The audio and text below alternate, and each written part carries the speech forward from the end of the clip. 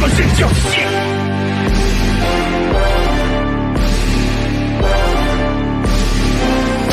a horn and a drum roll.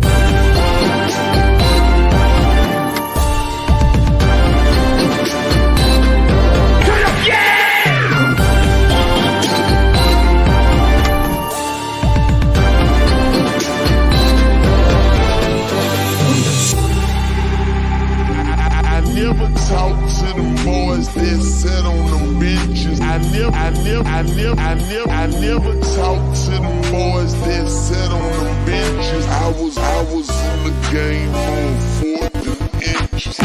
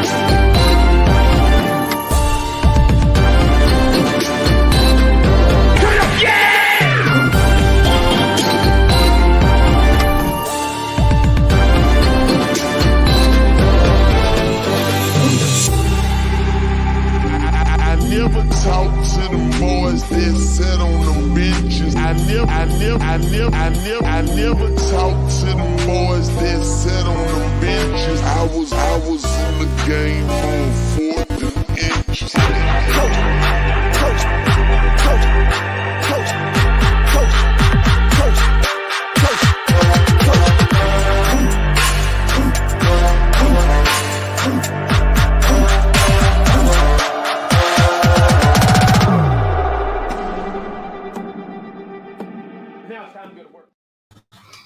Now it's time to go to work.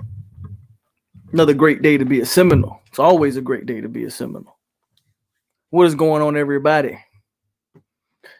And guess where you are? 863 Seminole TV with your host, POLK, a.k.a. AloMoney, a.k.a. the goddamn truth.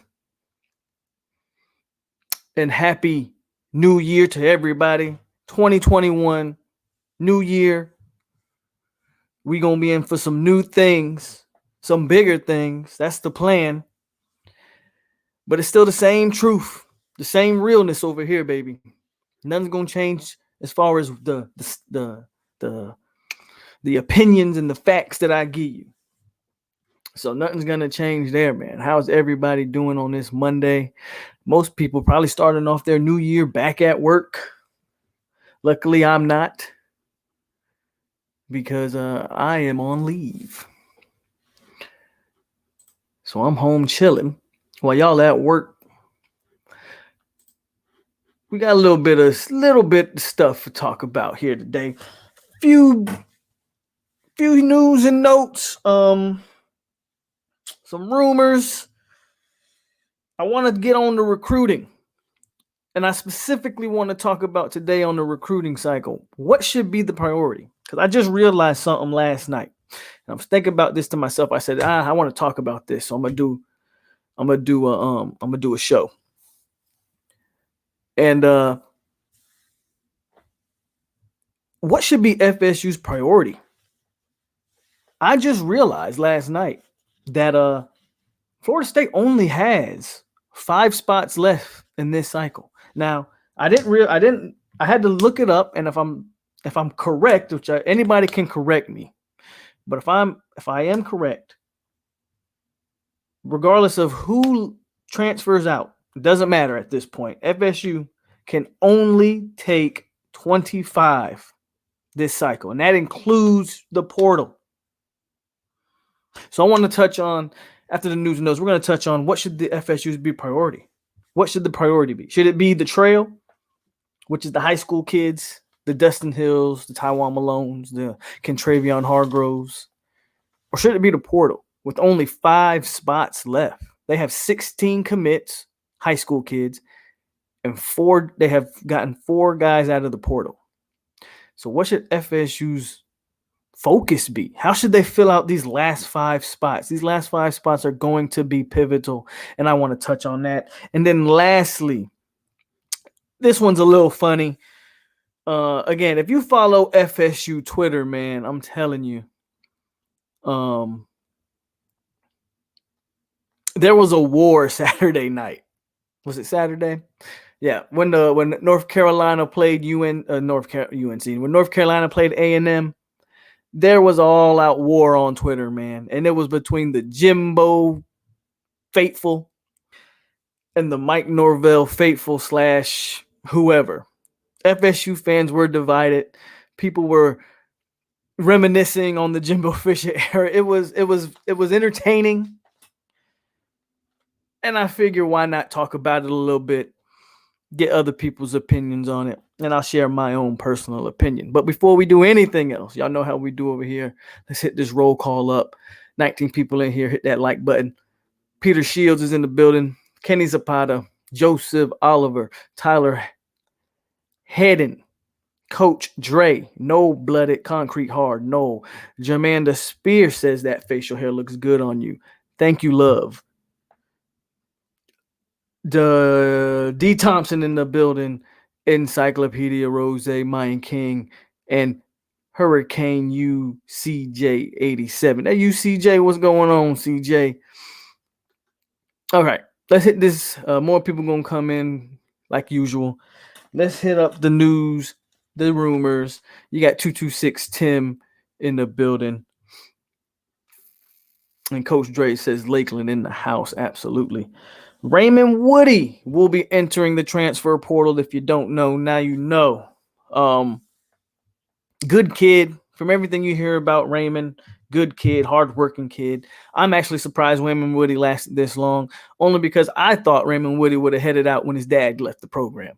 I thought that personally, right? I thought that Woody lasted a year longer than I thought he was going to. I thought once Raymond Woody got relieved of his duties when Norvell took over, I thought his son was going to follow him. If I'm not mistaken, Raymond Woody is at FAU with Taggart. Would not be surprised if his son followed him to FAU at this point. So I'm a little bit surprised that he lasted this long. I don't necessarily know. I was never quite high on Raymond Woody personally. I'm not saying he's a bad player. I don't know how talented he is. I don't know if I think he's a good locker room kid to have in your locker room. I think he's a guy that brings his lunch pail to work, so to speak, can maybe push a guy in front of him to be better. But I'm not sure if he was ever really brought in here to be a big time starter or difference maker. So I wasn't high on him that much as far as on field. I was never really high on him, so I'm not going to be quite down on him for leaving. Again, I think what he brought to the program mostly, that's a kid that's going to make great grades, again, work hard and come to practice and do what he's supposed to do. Ultimately, he's going to head out. And I assume he's going to go play for his father, which was, his dad's a linebacker coach, but I assume he's going to go be on a staff with his dad, which makes all the sense in the world to me. And that's Raymond Woody III has entered the portal. Again, no big surprise there for me. I see, once again, every time somebody enters this portal, man, every time somebody and it's so funny to me because I argued all year, I argued with people telling people it's not the kids, it's the coaching. And I had all year, I had people telling me, man, these kids suck, they need to go. And every time someone enters the portal, it's like the world is collapsing around Florida State University. Everybody's always up in arms. Oh my God, another kid's leaving. This isn't a good look. And I'm like, okay, look, y'all wanted a change. Y'all wanted the youth movement. Y'all wanted to flip the roster. Damn it, the roster's flipping. Is Raymond Woody a good kid? Absolutely. He was not one of the cancers, so to speak, in the locker room. We will not put that on him. He's going to go play with his dad. No big deal. He also wasn't one of the more talented players either. And it's no big deal. It's not like I'm not coming down on the kid. I'm just saying, probably talked a little bit more about Raymond Woody than I should be. So let's move on. Leonard Warner. Just when we thought we were getting rid of one, Leonard Warner decides I'm going to remove my name from the portal.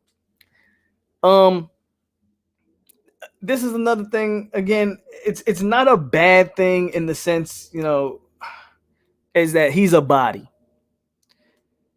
And the truth is, with the more people that you have transfer out, you got to fill the 85 man, 86 man roster. You have to, right? You got to have depth at least a solid third string ish type of depth at most positions, right? Warner at least provides that. I'm assuming they're going to keep him at DN. I would hope that's where he stays. He's too slow to be a linebacker. He doesn't have the instincts to be a linebacker, in my opinion.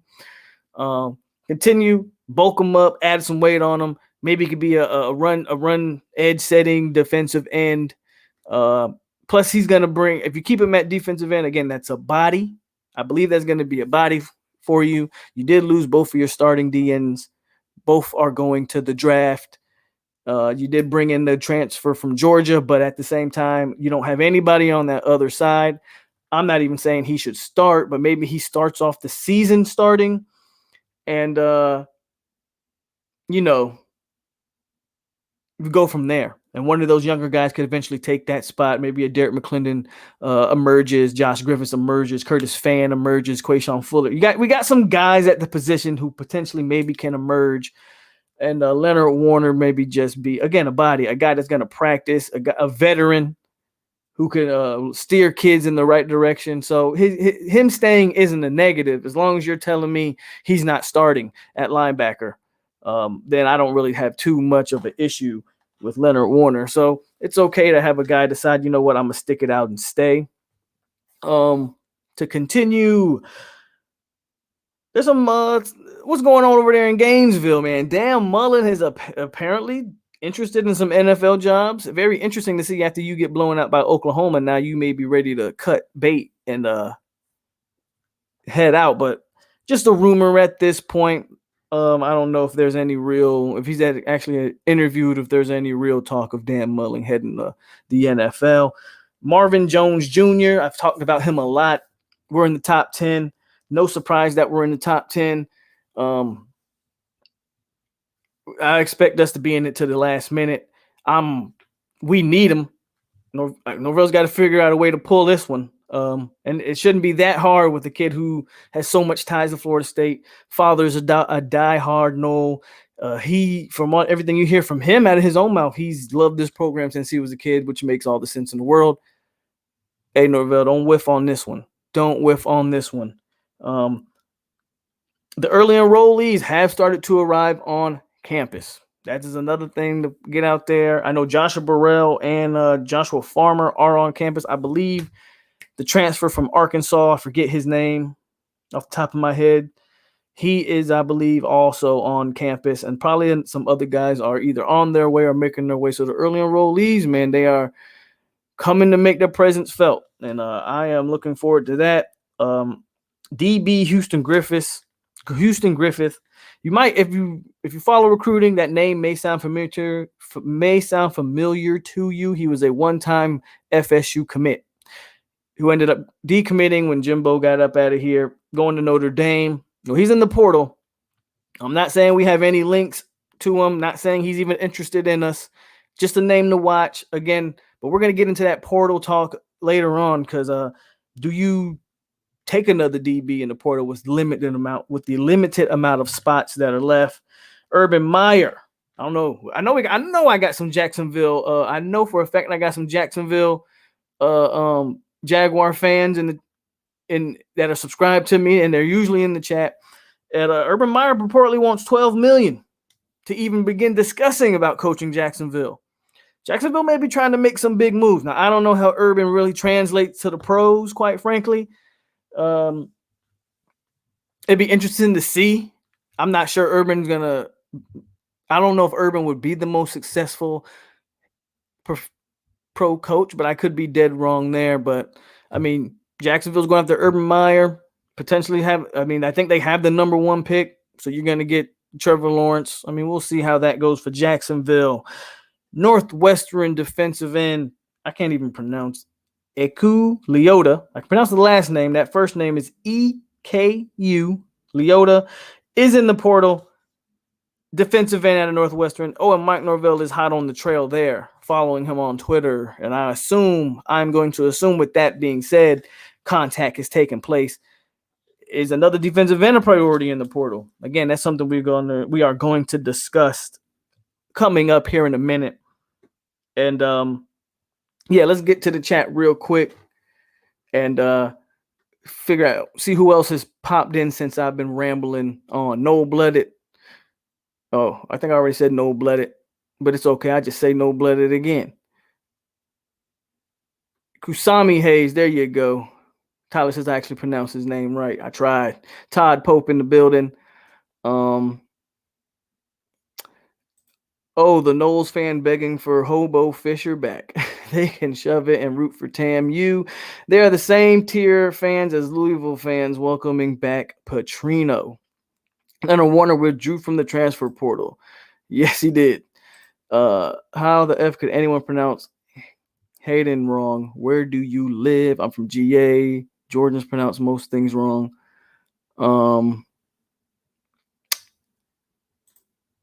What up, Ray Fitty? Jose. Yes, he is what's his name? Tyrese Crawford or something like that. Probably mispronouncing that first name. He is supposed to announce today. He is supposed to announce where the consensus is Arkansas for him. I mean, it's something to watch. But the thought process is definitely that Arkansas is going to get his services. Tyrese Crawford, if you don't know, big time offensive line transfer out of Charlotte quite frankly, it's amazing that he was at Charlotte because he was one of the top offensive tackle recruits coming out of his class. And but he is in the portal. But people are saying Arkansas. We got a Virginia Tech fan in the building. How are you doing? Go Hokies. I guess. Raymond James in the building. Marquise in the building. And Urban should come to Blacksburg. Are you guys cutting bait with Fuentes? I thought Fuentes was your guy. And Virginia Tech's not a big enough name for Urban Meyer. I think that's, not saying anything bad necessarily about Va Tech, but I mean, Va Tech doesn't move the needle for Urban Meyer. We don't need Jimbo. If Jimbo win against Bama, we would be embarrassed badly, period. So we're saying Crawford moved back his commitment. Some were saying he moved back his commitment. If that, I can't verify that. Okay, I follow the young man on Twitter. As of yesterday, 2 days ago, he said he was announcing Monday. He's been quiet since. He hasn't tweeted anything since 2 days ago. So yeah. If he does move that commitment back, that's an interesting development, in my opinion, for the Noles, because everything I'm hearing is Arkansas right now. Everything I'm hearing is Arkansas. If Atkins is getting him to question Arkansas or whatever the case, that might be a good development for Florida State. Because I believe if he announces tonight, at some point, I believe it's going to be Arkansas. If he pushes it back to whenever, interesting develop for the Seminoles. That might be something to look forward to. He did not play for Atkins.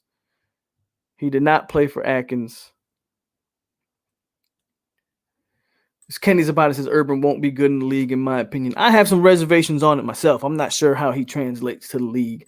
Assuming we play 12-13 games next year, what are our record predictions? We'll get into that. Those productions. I want to talk about this recruiting. Okay, let's jump on the recruiting, and not so much who we're targeting and all that stuff. I'm looking at 16 guys that's currently committed or signed. In the early signing period, FSU, in my opinion, did a good job of adding another defensive end, which is a position of need. And they locked up pretty much the entire class with the exception of Chemo. And, I told you guys, Chemo wasn't signing. He wasn't going to end up in this class. And he decommitted. And I believe he committed to LSU recently.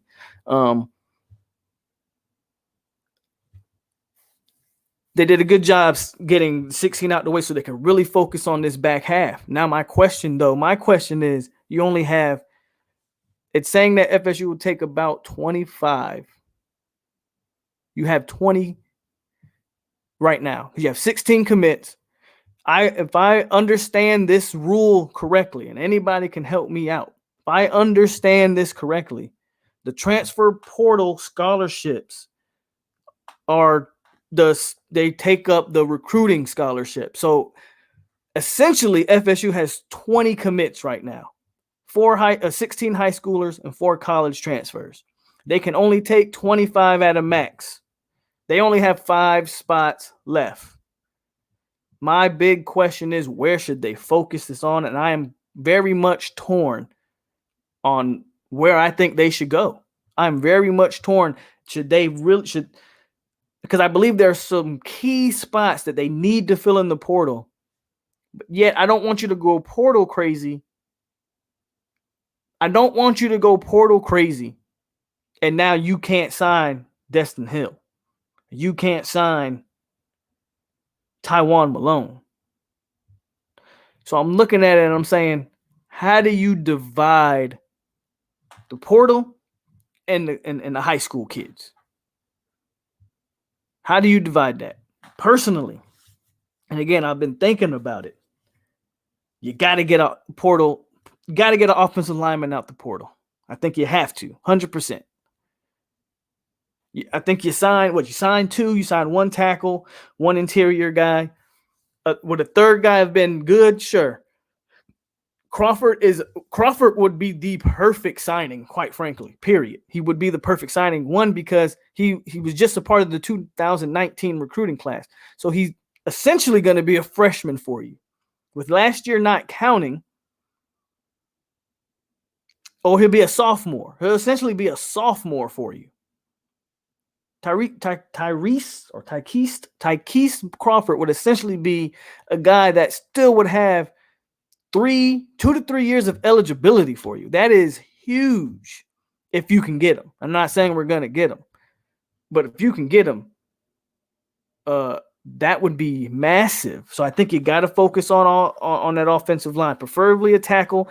I would take a really good guard too if you can get him, but I would prefer a tackle. You got to add more bodies to the O-line. Okay. I still think you got to go all in on Hill. Where I start to waver on is Taiwan Malone. I look at the defensive tackle numbers and I say, here's my thing here. Don't take a portal guy unless you miss on Malone, especially at defensive tackle, because it's not necessarily needed. You have a good enough numbers. Taiwan Malone, if you're gonna get him, obviously. You don't let the talented player like that out of high school just go. You obviously get him because he'll be a rotation piece year 1, and then he's going to be the anchor of your deep tackle room for the next 3 years, right? But don't take like the Penn State kid that I know a lot of people were talking about. Don't take him if you don't have to take him. D tackle's kind of a luxury at this point. You have enough bodies and numbers there that I think you're fine. Where I would say focus on Destin Hill. The way I look at it, I wouldn't be surprised, I wouldn't be shocked, and I wouldn't even be mad if they only in this National Signing Day, FSU only maybe gets 1-2 more guys, especially if they got some good things on that transfer portal news that's coming along. So I'm very curious and wondering how they're really gonna fill out this last 5 spots. The numbers are limited, and it's very interesting to see. I'm very interested to see how they go about it. Tyler says apparently the pushback of the commit was on his IG story. Okay, so yeah, I don't follow him on IG, but if that's true and he pushed back, that might be good news trending for Florida State. So that might be something, or it could also mean that another team has moved into the mix. Unfortunately, we're trying to be optimistic and say that might be good news for Florida State. What about the DN from Illinois? Haven't heard anything about him. Plus, there is smoke around. Yeah, I've heard about him, Tyler. But again, with these limited numbers, I think you have to start. We can't just start saying every transfer portal guy is this and that, because 2 defensive tackles from Clemson just entered the portal 30 minutes ago. 2 of them. Two D tackles from Clemson. One of Oklahoma's starting receivers just entered. The portal is going to continue to go insane. I'm telling you guys, that portal has just started. Oklahoma just had a receiver enter the portal today about 30 minutes to an hour ago as well. And he's like their starting wide receiver, one of their top receivers. He has no reason. Kids are going to transfer just because they can, not because they're in bad situations. All these kids that are transferring aren't in bad situations. They're not buried on the depth chart. Some of these kids are just going to transfer, whether it's to go home, whatever the case. And you're starting to see it, man. 2 defensive tackles off of Clemson within 30 minutes ago, within 5 minutes of each other. And one of Oklahoma's best receivers just hit the portal. Man, it's going to continue to get crazy. What I don't want FSU to do is put themselves in a corner, because and shout out to Novell, because they haven't done this. They have not backed themselves in a corner. Quite frankly, if you look at every transfer that they've taken, I dare say damn good. I mean, you got the best quarterback in the portal, period. You arguably got the best, if he's not the best defensive end in the portal, he's one of the top 3. You got a solid corner. He could be maybe a little bit of a question, the corner, but with the departure of Raymond Woody and just having to have enough DBs, definitely not a bad look there. And Parchment, I think you arguably have one of the top wide receivers in the portal as well. A guy that's shown that when he played and had at least decent quarterback play, the dude can make plays on big time, on big time teams. This last season was terrible for him because Kansas quarterback situation was about as worse. I mean, they had a game very similar to Florida State, where they had a game where they played 3 quarterbacks in one game. And that's what Parchment had to deal with. But Parchment, he's going to have Mackenzie Milton. So I would say they've hit a home run in the portal so far. But we got 5 spots left. And how do they address it? Ray 50 says, what about that DN linebacker at the Georgia military? I don't know his name. He might have signed already, Ray 50. FSU should get a receiver. We got what? 3. We got 2 in McLean, Burrell, and we got Parchment out of the portal. Fact, save a spot for Hill and Malone. And that could be the thing. You could only sign those 2 and everything else would be. And I would have, honestly, I would love Malone. I'm not going to sit here and pretend like I don't. It's Dustin Hill that I need. I need Dustin Hill on this roster. I can live with Malone not signing. Hill, I'd be like, oh my God, I need Hill. We need O-line, wide receiver, defensive tackle, DN, and DB. Hold on a second. Hey, POLK, Hawks versus Joe Knicks tonight. Go Hawks. Yeah, they do play tonight.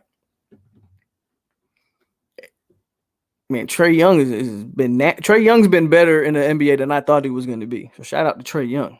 He's been like a baby Steph Curry. Jackson West, Burrell, Knowles, Farmer, Milton, McClinian, that's the DB. A few more because it's 10 players already in Tallahassee. Yeah. I'm not stressing about missing on any one transfer guy. So many guys entering right now. FSU can go over 25. The early enrollees will count for the 2022 class. Is that true? See, that I didn't know. That's what I'm saying. With these rules, I'm learning. If that's true, right? I'm learning everything new about these prospects, like about the transfer rules and about the scholarship rules. Because at one point I thought as guys left your program, that freed up a scholarship. I found out that is actually not the case. So 35 more players could transfer out of Florida State, and FSU's numbers can't go up anymore, meaning they can't take any more than what they're allowed to take. But if the early enrollees don't count, then okay, that helps. That definitely helps. Definitely need another receiver.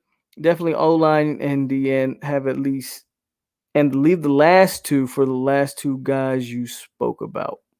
Yeah, Crawford pushed his commitment back. He announced that this morning. Seemed like FSU can still be in the mix because he's crystal ball to Arkansas, and that's my belief. If he was going to announce today, and the consensus was Arkansas, and he pushed it back, what happened there? Somebody got in somebody's ear.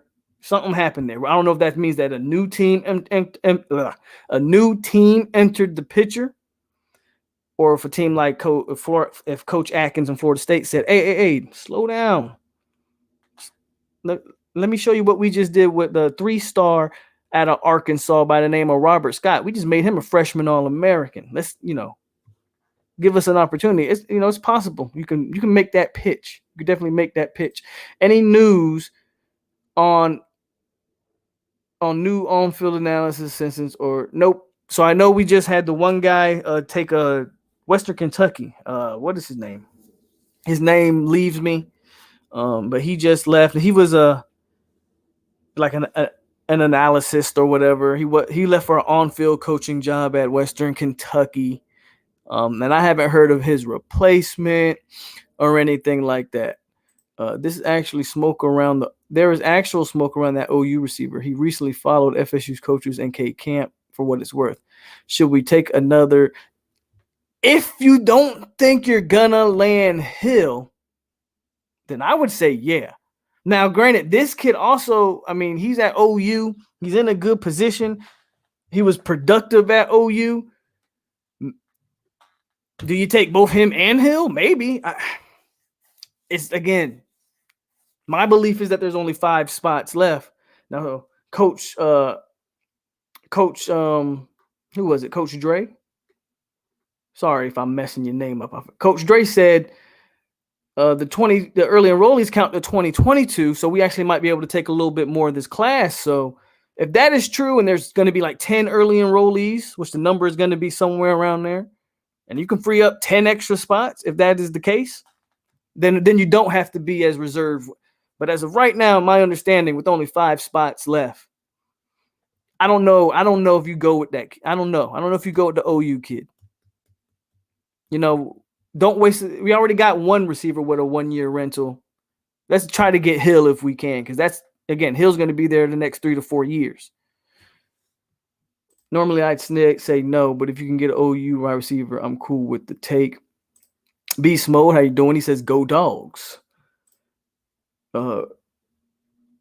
I heard Malone is so Malone is coming for a visit. That is, I probably should have talked about in the news, but yeah, he scheduled a visit.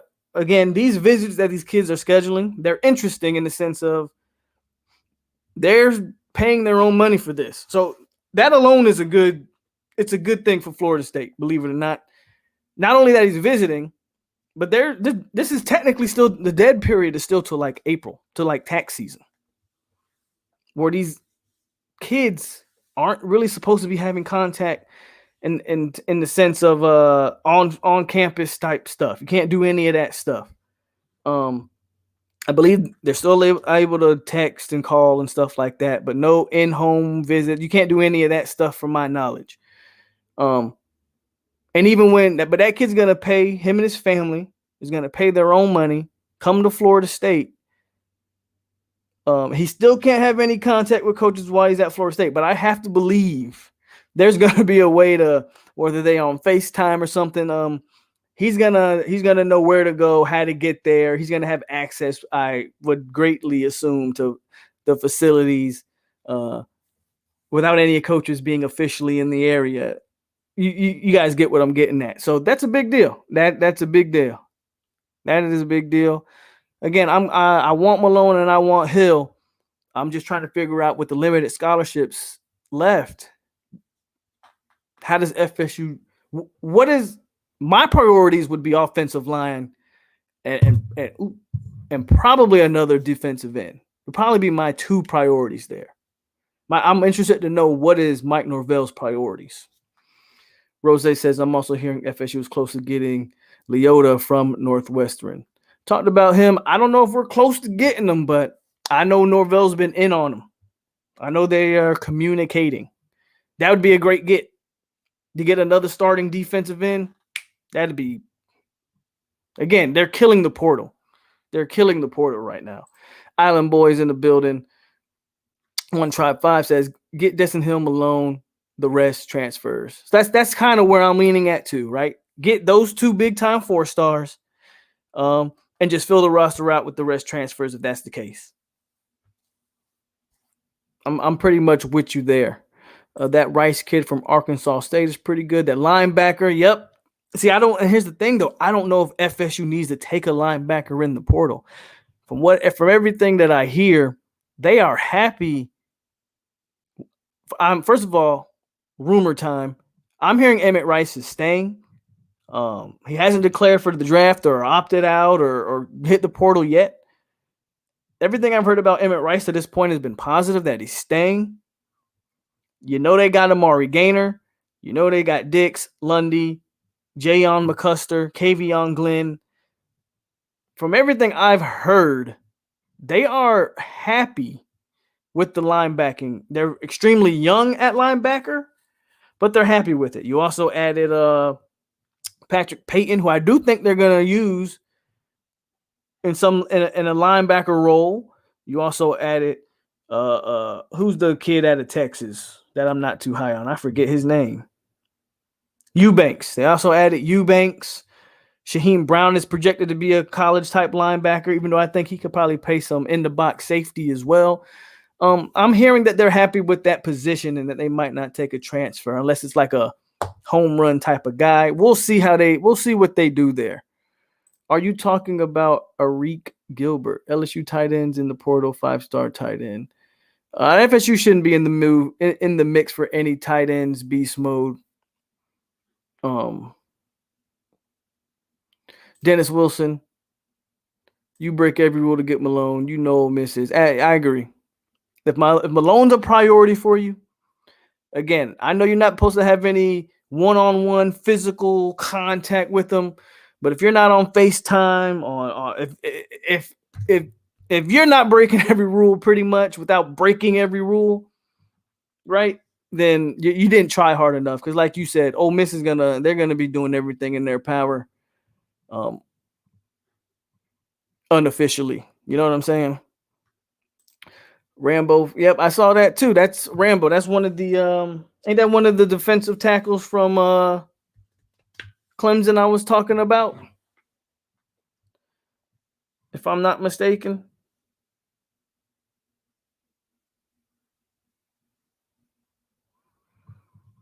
The Northwestern beat writer feels like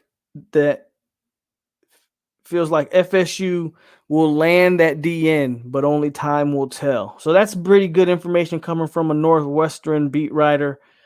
But Rambo, isn't he one of the D tackles I was talking about? I'm pretty sure he is.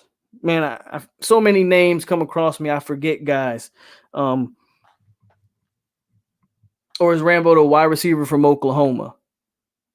He might be the wide receiver from Oklahoma. Yeah, I think he's a wide receiver from Oklahoma. That'd be very interesting.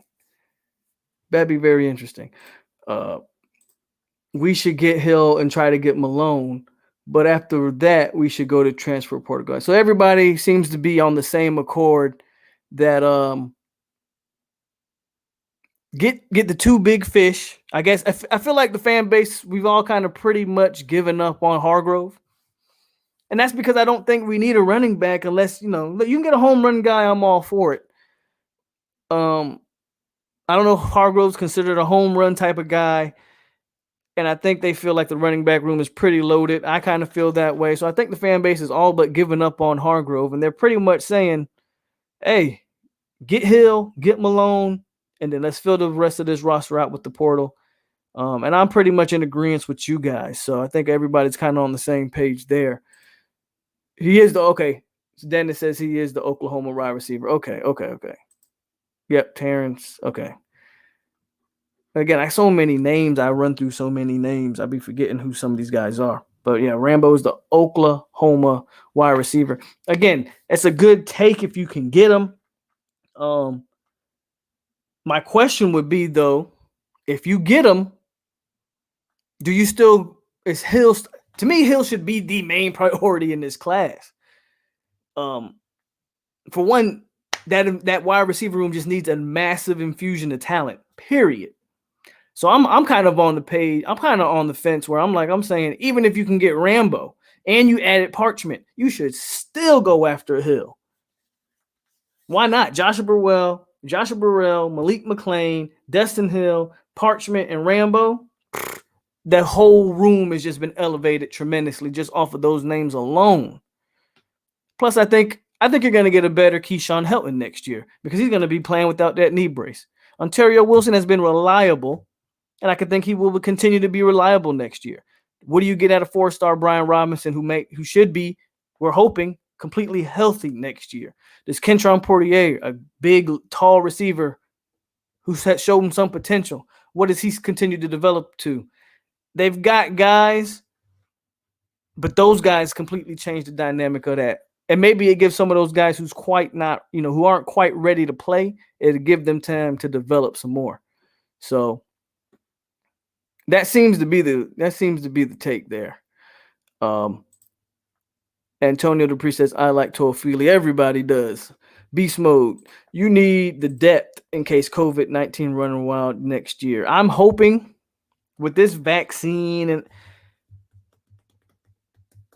I'm hoping that they get a handle on this thing in some sort of shape or fashion. But you're absolutely right. You definitely need the depth in case guys have to miss games. I think you save that fifth scholarship for a home run guy, commit, or transfer. Parchment and McKenzie, I think, matures our offense by a mile, in my opinion. I don't disagree with Kenny there. Build the depth. Could be wrong. This is William Dye was going on. Could be wrong, but I think it was said on OTB that they have 9 scholarships on the bench. OTB's on the bench. That's what I'm saying. I could be wrong too, and that's why I'm asking for you guys. If you guys know more on this scholarship and this, the rule is so, I don't know, it's confusing to me. So if you definitely know more, please share it. They may have. I'm just going by just the numbers, but again, I don't know all the rules to this. If I'm not mistaken, you can only take 25, and FSU has 20, and the transfer guys count towards scholarships. So that'd be 5. But if it is 9 left, then that's again. Then you could be a little bit more lenient with who you take and who you don't take. So I could be just as mistaken as you, William. Pope, what caliber we is Rambo? Go ahead and reword that one, Jeffrey. Are you trying to say what caliber wide receiver is Rambo?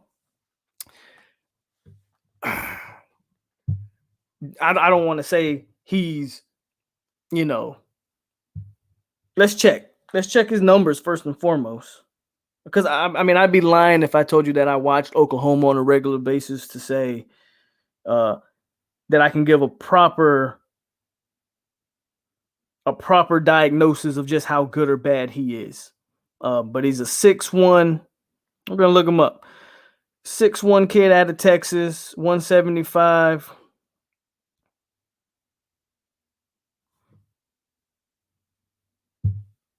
Try to find his whatever stats he may or may not have. He was productive. 2019 had 700 yards, 5 touchdowns. This year he only had 300. So his production kind of limited this year. But again, if we just don't want to talk about the caliber of them, just from those numbers alone, Rambo and Parchment, those are your 2 starting wide receivers right there. Someone tell me I'm wrong. So that shows you the state of FSU's receiving room, which I've been very mad at. If anybody, if you guys watch me on You guys watch me, you know. I've been calling for Dugan's head for a while now. I just think the decline in that room has been so drastic. I don't understand it. So I think, you know, you get Rambo. He's your Rambo and Parchment. Those are your two guys right there. Sergeant AR, what's going on, bruh? The more receivers, the better. William Dye, I believe you are right. So William maybe definitely be right there. The transfer portal has really changed college football. You didn't see teams filling needs immediately. Like, it's crazy, and it's going to, again, you see with the, again, 2 defensive tackles from Clemson, the Oklahoma receiver. It's going to get crazier. And the big names, the real big names haven't really, I mean, Mackenzie Milton was fairly big name. But the real big names ain't hit yet, and I think they're coming. I think the big names are still yet to come. I really do. Who? I don't necessarily know. Like, I don't want to throw, like, you know, a crazy name out there. But there might be some names out there, man, that you are going to be shocked. Rambo started 24 games at OU and was pretty productive. Montre in the building. He's fast. Hey, we need that speed. Parchment's fast too. So, I mean, that adds. A wide receiver is only as good as the QB delivering the ball. To some degree. I wouldn't necessarily say, I mean, you know, you're right. But just as a good wide receiver can make a good quarterback, you know, a quarterback look better too. But I don't have any worries about our quarterback position because when you got Mackenzie Milton, you'll be okay there. Who was the guy that got coaching job? Carlos Lott. Yeah, he was the one that left to Western Kentucky, right? Yeah. As far as whether he was a good recruiter, I mean, he was not an on-field coach. So it's hard for me to diagnose or judge or tell you, oh, that's a big loss. Because Mike Norvell wasn't using him as an on-field coach. I don't know his recruiting ties, right? Don't know much about him to say that was a big loss or not. So, you know, you say he was the director of high school relations. So, you know, is that a big loss? We'll see. I guess we'll see. OU has a ton of receivers. Could we use a baseball scholarship on Malone? The baseball team is wanting him to. I guess technically you could. Usually there's something with it where the football scholarship is usually the better scholarship. Like, you don't really hear too much about football. Is usually the scholarship that takes. Could you use a baseball? I'm pretty sure you could. I don't see why you couldn't. I think the problem is,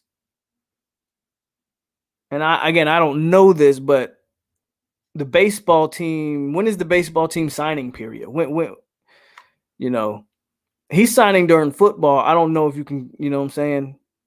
Do you want him to wait? And that obviously that's not going to happen. So that would be a great thing to do if you could get him, because I do know that's one of the reasons why he's so big on Ole Miss and Florida State at this point, because of the baseball programs. He's a baseball player.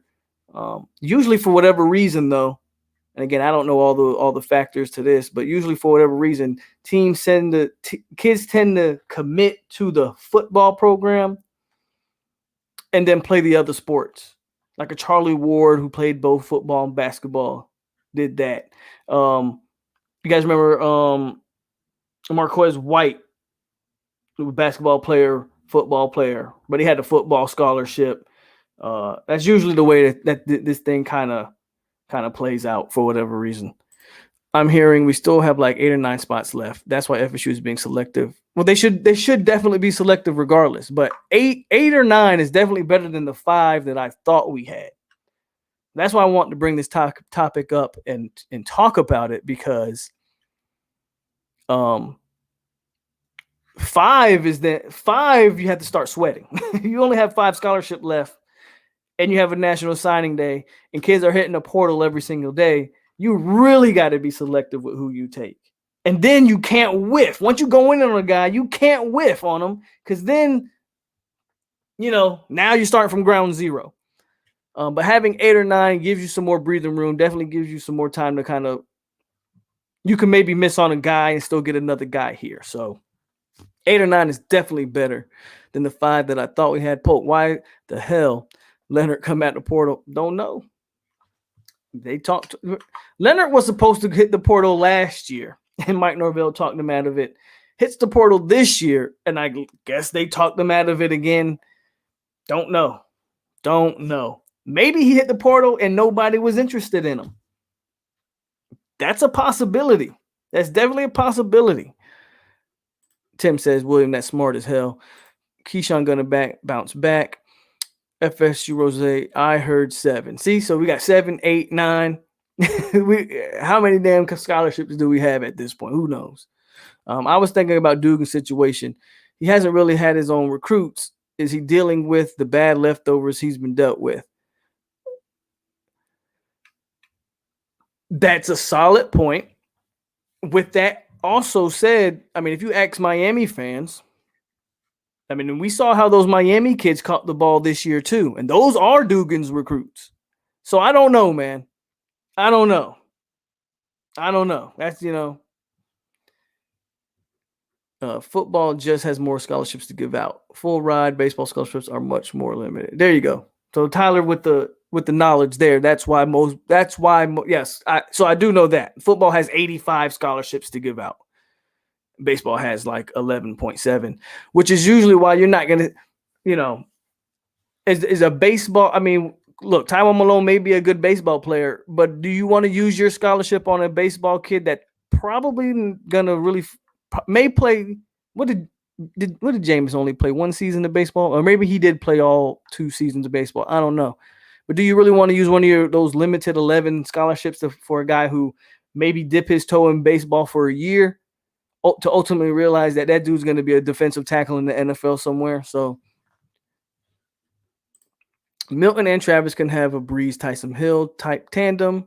I like Milton to start, but Travis has to see the field. He came back because no one wanted him. Simple. That's kind of where I'm at with it too, Green Bay. I don't think nobody really reached out to him, but who knows? We need lots of early enrollees. Leonard Warner's looking like the Adonis Thomas. You're absolutely right there, Marquise. Him and Adonis Thomas are looking very similar with the way this thing panned out with them two. Polk, if we need this, if we see the players not buying in again, Norvell out, if they don't, yeah. I mean, what else is there to talk about? Because here's the thing. This isn't a situation where you held on to everybody and you're trying to give this thing another go. They got rid of everybody. Everybody that was rumored, everybody that it was speculated that had a problem, that was a cancer, that was a bad kid, that wanted to do their own thing. They're gone. Durden, they're gone. Warren Thompson, gone. They're all gone. All of them are gone. Is anyone on this roster that's left as a? I don't think so. Now, the only guy I can think of off the top of my head and that the jury still remains out on is Donta Lucas. Donta Lucas has some, I'm not going to say he has some character concerns, but he has some hot-headedness in him, right? But I want my offensive lineman to be a hothead and be nasty sometimes. So I get it. But he would be the only one that I'd sit here and say, is Donta Lucas bought in? And I think Atkins going to have him straight anyway. Like, if there's one coach I got 100% faith in that he going to get him straight, is Coach Atkins. So there's no way you can come in next year and the narrative be the team's not buying in. Then if that's the case, yeah, Norvell, you got to go. I'm going to give you that same 21 games that Taggart had. There's no way you can flip the roster, that you can play the youngest team in Division I football this year, which is what they were. They were the youngest team in Division I football this year. So we took our lumps, only got 3 wins. There's no way you can return next year with the same excuse. That ain't happening. Not over here, not with me, because I'm fairly consistent with the way I judge these guys. I'm not saying you got to go out there and win 10 games next year. Obviously, you're not. Even though that remains to be seen, I don't want to get too ahead of myself. But with some of the transfer portal moves, who knows how good this team can be next year? I really think I think it's more. I think there's a lot more room for optimism next year than I think people are giving credit to. With that said, though, you can't lose a bunch of games next year, and then the narrative. If you're going to lose a bunch of games, be it that they're still young, they're still learning, whatever the case. The narrative cannot be you lost a bunch of games. Oh, and there's still kids that aren't buying in. That's a bunch of BS. Then no, we can't rock with that. I'm giving them that excuse this year. I've said it. I'm happy the fact that he flipped the roster. That's what I wanted to see. But that can't be the case next year. That can't be the case next year. I just got here. Y'all talk about Travis Hunter tweet. Nope, didn't talk about Travis Hunter tweet, but I retweeted him anyway. He said it's not, what did he say? I'm off the top of my head. I don't want to look it up. He said it's not if I'm bought in, or something to that degree. So Travis Hunter has been on board 100%, no-blooded. He tweets about Florida State pretty much every day. Again, I called him Derwin 2.0, and he's looking like it. And all signs and all glory be to the Most High that we got this one. He seems like he's 100% Seminole regardless. Also, Hill's IG, he's got a bunch of FSU posters on the wall. Hill posted something on Twitter. Twitter has this new feature that has like these videos. You know how like the Snapchats and all this stuff has these videos. Twitter does that crap now. I didn't quite listen to it, but he was talking, and I just noticed it. I don't know what he was talking about, but I hope to see Hill in the business.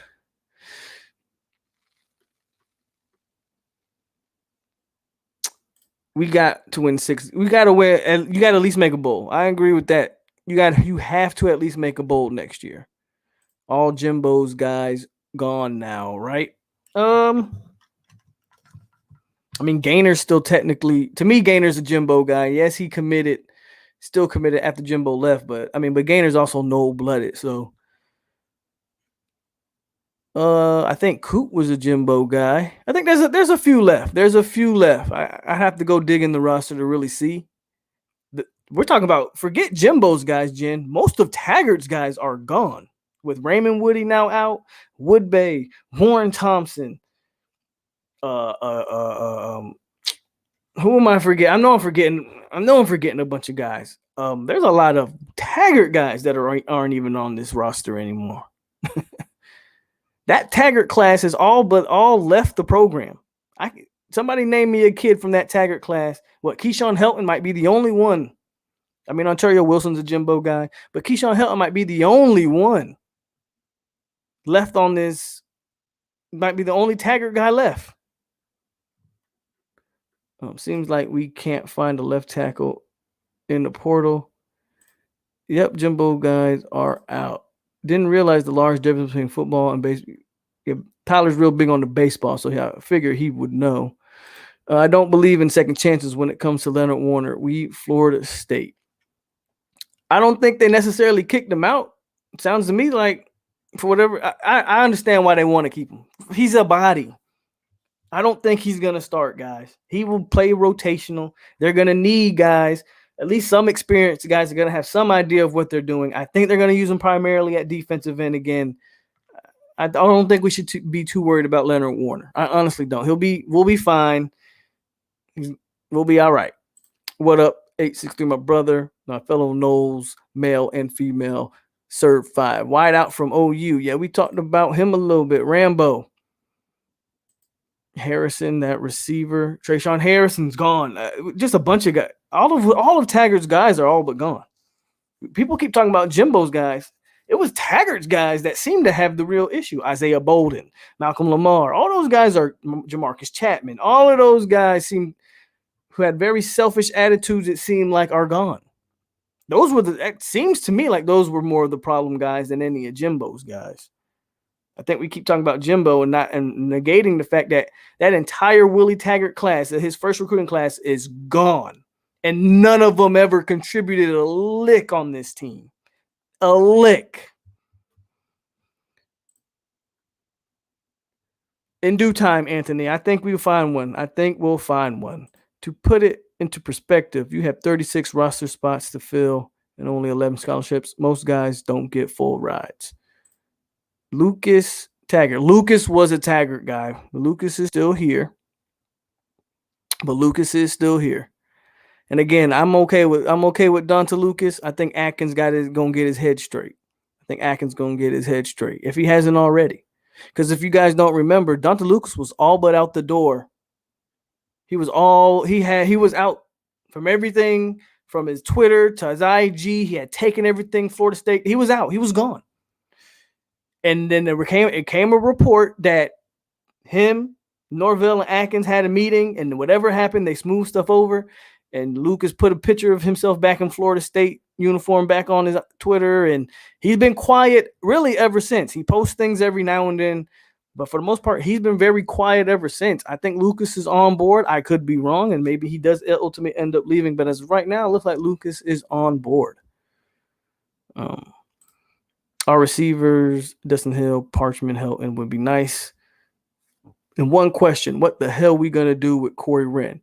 Well, look, I've talked about Corey Wren a lot on this channel, and not how you guys, I mean, if you watch me, you know how I talk about him. For those who are new, who don't know, let's not rush Corey Wren. Corey Wren's going to be fine. I think Corey Wren's going to be a good football player. I just don't think he was. Yes, we did the youth movement. Some guys just aren't ready to play. And Corey Wren can have all the speed in the world, but if you don't know how to use it on the football field, it's irrelevant. Just because he can run in a straight line at 10 whatever in the 100, don't mean that speed's going to translate to the football field. If he can't cut on a dime, if he's not agile, and if he don't know how to accelerate, decelerate, and all that at the right times. There's speed and there's football speed. Dalvin Cook ran a 4. What do you run in the combine? A 4.5?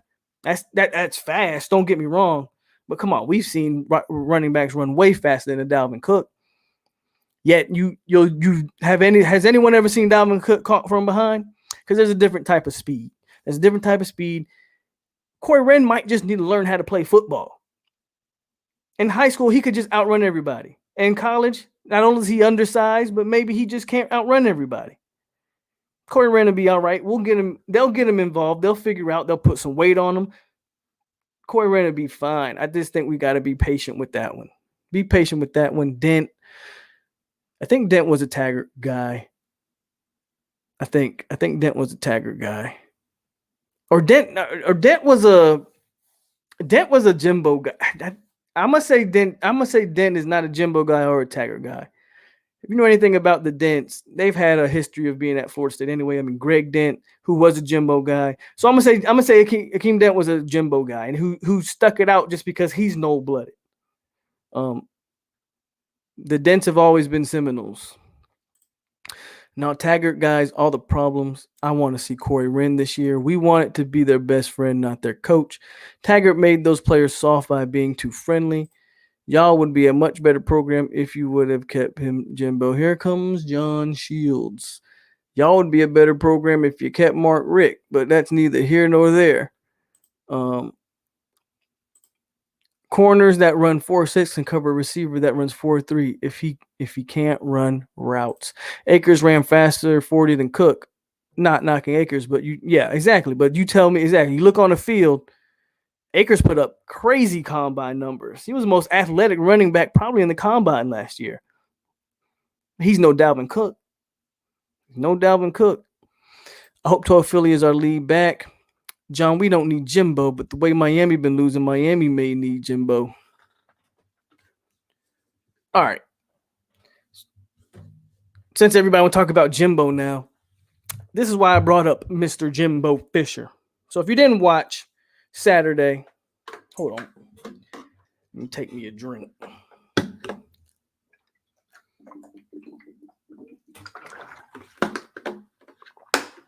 If you didn't watch Saturday, UNC and Texas A&M had a great game, actually. About to the end, I think the score didn't look as close as it actually was.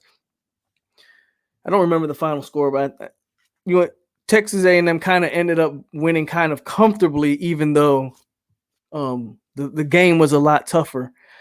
than the score may have shown. And with that, and I really think people are so much prisoners of the moment. And this is not me saying anything negative about Jimbo. I'm going to be very clear. Other than what Jimbo did, which I'm going to criticize here in a minute, I'm not going to say anything negative about the man.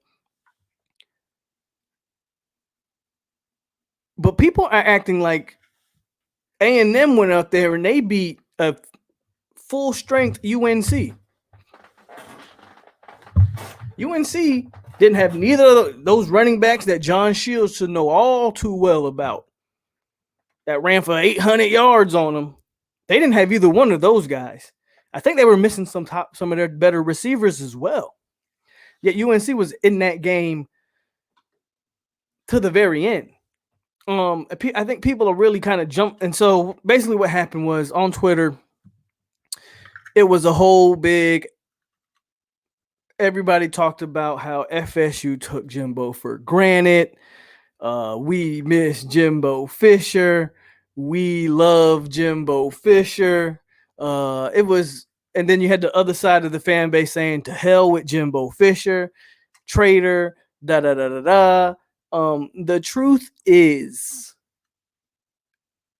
both sides took Jimbo. Jimbo Fisher took, just as much as you want to say Florida State took Jimbo for granted, and in some aspects they definitely did. Right? I think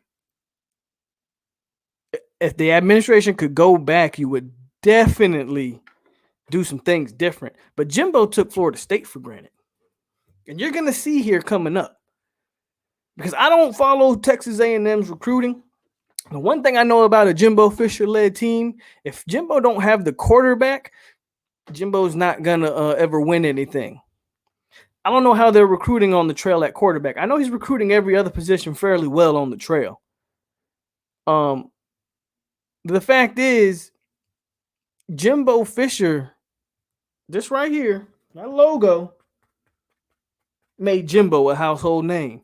Because that logo with Jimbo's a offensive genius. But with that behind him, he was able to recruit anybody in the nation he wanted. Jimbo took Florida State for granted just as much as we took him for granted. So, you know, the whole big thing with Jimbo and the fans, it was entertaining to watch tweets, but ultimately, man, we got to move on. Do I think Jimbo Fisher's a good coach? Yes, I still think he's a good coach. I still think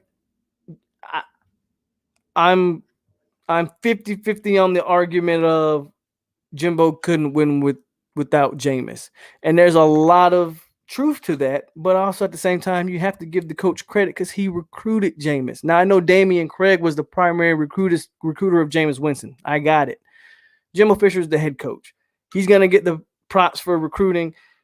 If Mike Norvell, Coach Johnson can go out there and sign all the kids from Louisiana and be the best recruiter on the staff. If Florida State's recruiting well, they're going to say Mike Norvell can recruit. Period. Look at Florida.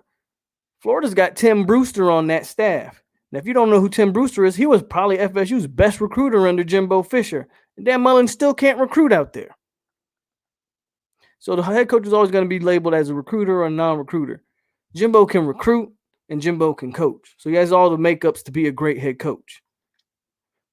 Jimbo's not talking about his downfall here at Florida State, but Jimbo's downfall as a coach is offensively, he demands too much perfection. And I know people are like, what do you mean? Offensively, Jimbo, there were times at FSU, Florida State University, starting receivers were Bobo Wilson and Levante Whitfield. What's the problem with that? Both of those guys are under 5'10", and they were your two starting receivers. But why were they your starting receivers? Because they were good route runners, and they knew the playbook, could run all the routes and do all the things that Jimbo needed them to do. On that same team, you had a George Campbell who could never see the field. Point being, Tamarion Terry, who Jimbo wouldn't play as a freshman. Jimbo and his freshman players, it takes a long time for them to get acclimated to what Jimbo wants to do. Jimbo didn't play Dalvin Cook off the bat either. because he demands so much. So his downfall offensively is that he demands essentially for you to almost be the complete football player. Now that sounds good, but there are certain players where you just need to get talent on the field. I mean, Clemson did it with Sammy Watkins. Sammy Watkins couldn't run a hitch, an in or an out route. All Sammy Watkins ran in college were go routes and screen passes and the occasional quick slant. That's all you needed him to run, because once he caught the ball, he was gone to the races. And Jimbo doesn't coach that way with his players. He can have an elite talent, and he'll put that talent on the sideline and won't start him until that talent knows that everything, all the intricate details of a Jimbo Fisher offense, because that's the way that man's minds work. And that's the way that man's mind works, and that's his only downfall as far as coaching goes. Now, I've already talked before about his downfall at Florida State, where he went from being an incredible evaluator of talent to star chasing. He started to believe he was Nick Saban, and then he quits. And, that all is documented. As far as coaching on the field, his only downfall is that he can get very conservative at times, and that he can have elite talent, but he'll limit them until they completely understand the playbook. And sometimes that's not the best route to go by. Let's go to the comments and see what people are talking about here. Tim says, that's a fact. I experienced seeing that playing in high school. Often Hugh Graham and Derek Dukes both broke records at the University of Florida track, but came to football, we killed them in Miami. There you go. Yep. I would take Jimbo in a second. I think most people would, unless you're, Nick Saban or somebody. We got to get stronger physical next year. Coach Storms is on the move, Todd Pope. Coach Storms is going to have those boys tougher and physical and stronger, I believe. If Norvell has a full offseason to actually implement his system, I think this team will be a lot better. ACC did a bad on the bowl games this year. Jen, I don't care about that. I don't root for the ACC. I've been pretty loud that I actually hate the conference as a whole, and I hate the conference because they disrespect Florida State every chance they get. The only team that was even carrying an ACC banner, making the ACC relevant in football for, I don't know, damn near 2 decades, and they continuously disrespect my Seminoles. I hope Florida State leaves the ACC personally. What did you think about the UGA Cincinnati game? Pissed me off because Fickle blew that game. Fickle blew that game. UGA should have lost that game, and Fickle blew it. Absolutely, Tyler. UNC was missing 40 touchdowns and 300K. Yeah. And they still were right there with them. Jimbo's gone. Damn, move on, Knowles fans. Polk, let me remind you, 52-10, 800. The vaccine is out. Sport teams should have a full everything. FSU should have a tour of duty, spring. We should even see a spring game. So regardless of the vaccine or not, Sniper, I agree with everything else. I mean, the vaccine is still a good point that like the vaccine's here. So I know for like the military, we have the vaccine, but they're not forcing anybody to take it. But if you want to, they will administer the vaccine. But regardless of no vaccine or not, you can't tell me that Alabama, Florida State played 9 games. What did Clemson play? 10, 11 games? How can you play an entire season and then tell teams they can't have a spring? So just the fact that there are teams in college football right now that have played 10, 11 games. 12 is going to be 12 games come national championship, somewhere around there. Just the fact that teams have played these amount of games this year, there's going to be a spring. There's going to be, I think everything up until the start of the regular season will be about as normal as it can be. The question is, once the regular season starts, back to fans and what. Put it like this: let's say COVID doesn't go anywhere, and next year this time we're still dealing with it.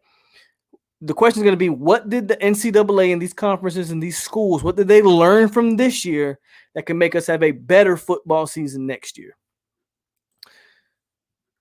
There you go. UNC just scored again. Jimbo used to use FSU to get to the SEC. SEC didn't look good at all in the bowl games. Kellen Mond has been in college. It seems like Mond's been there forever. Absolutely. 62 people in the building, man. Hit that like button. Bobby made Jimbo a household name. He will do the same to A&M if he does good and he gets a better offer like the NFL. He's just waiting on the next big job coming from Priscilla Chestnut. Jimbo can't beat Bama. How can he coach in the NFL? Jimbo checked out on FSU. True, no-blooded. George Campbell, I forgot about that guy. You have a defensive head coach, and you still let a team almost get 1,000K on you. Manny Diaz won't be in Miami in 3 years. See, John, you came in here talking that stuff, and now my animals on your head. They on your head. We made a bad choice in letting my old high school coach Telly. I agree, Tim. I've been very adamant about Norvell letting Telly Lockett go. That was his key to South Florida, and he let that walk out the door. So I agree wholeheartedly with that comment there. Corey Wren was hurt. It was a hip issue. Although Miami got 8 wins, believe it or not, FSU is on the path to success than Miami, if that makes sense. Robert Garcia says, keep up the good work. Enjoy your show, buddy. Thank you, Robert. Michael Henson says, what happened to the days of our tall jump ball in the back end zone receivers? Hopefully we got one of those in Malik McClain at 6'5". I think you'll be seeing a resurgence of that, Michael Henson. So definitely want to pay attention to Malik McClain this upcoming year. We got to know what we got that now, Michael, with Malik. Oh, see, Green Bay already hit up on it. I want a regular schedule, though, not just playing ACC games. That's going to, again, what did they learn from this season that can give us a more normal football season next year is going to be the real question. I agree. I want more of a normal schedule. The all ACC games wasn't bad, I guess, but I mean, you want to see those big matchups. I think you want to see those big matchups too. So, made a bad choice in letting my. Did I just read this one, or did you comment the same thing twice, Tim? You might have commented the same thing twice. Mr. Shields is taking shots, but he forgets Miami played one of the worst FSU teams ever. I've been saying that for a while, but Miami has the last 3 years. Miami, those are some of the worst FSU teams FSU has had, and congratulations to Miami for beating teams they should have beat. We need to pay a small school to play us in the spring game. This would be a good year to try that out. That if they want to do stuff like that, I don't know why. FAMU's right across the street. That would be the team to do it against. I'm surprised that doesn't happen more often. That would generate a lot of money, I think, for both schools if you kind of rotate it, every year. FAMU with a home game, Florida State with a home game, and just have their springs, and that's how the teams would do spring together. I don't know why they don't do that.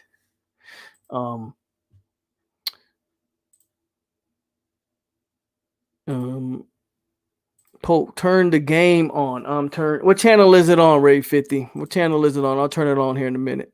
John, do you ever dream about your ACC championships? I told you, John. You the only matter of fact. I think, John, you're the only Miami fan I got in here today. If not, the other ones haven't. They didn't. Usually Maiden Day and some of the other guys are here, but I ain't heard from them. So, John, you on your own here today, man. You came in here with that energy, and now you getting that. You getting the business. They putting it on you. Montre says because they fight. Well, damn it, you're gonna fight. It's football. Fights are gonna happen. I mean, they should be able to scrimmage, and I don't know.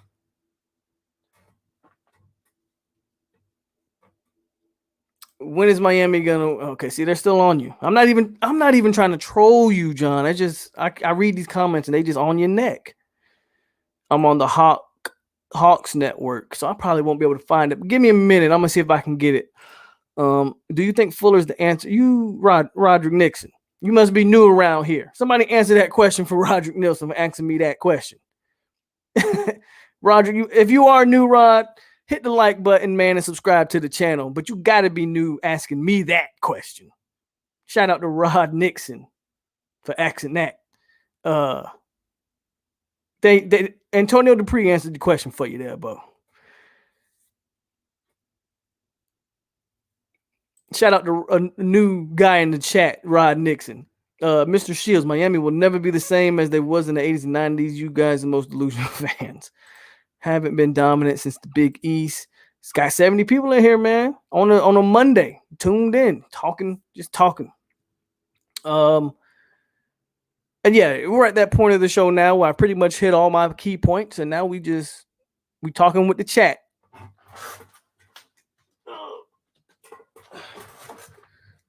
Got to get see if I can find this game.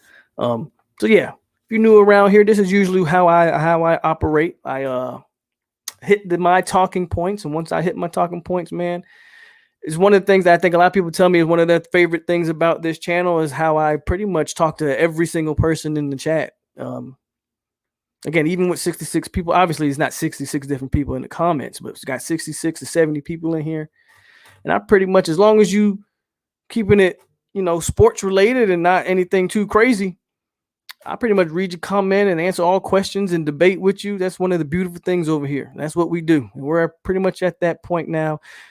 Miami Kingston's Alabama just scored on Miami already. The Alabama team is going to be interesting next year because they're going to lose a lot. Let me get my remote. Turn that down a little bit. Give me 1 second. I'm excited. Steph got into his bag of tricks. I knew I was like, you get ready to go off because you could tell when he started shimmying, when he got the little. All right.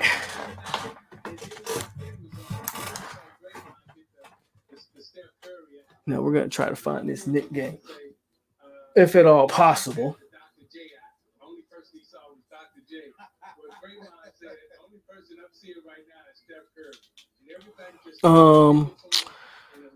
Hey Roger, let me answer it. Hell no. See, Rod, I told you.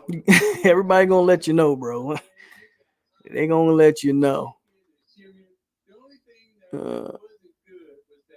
Too easy to get y'all boys riled up. Kane still on you. All right.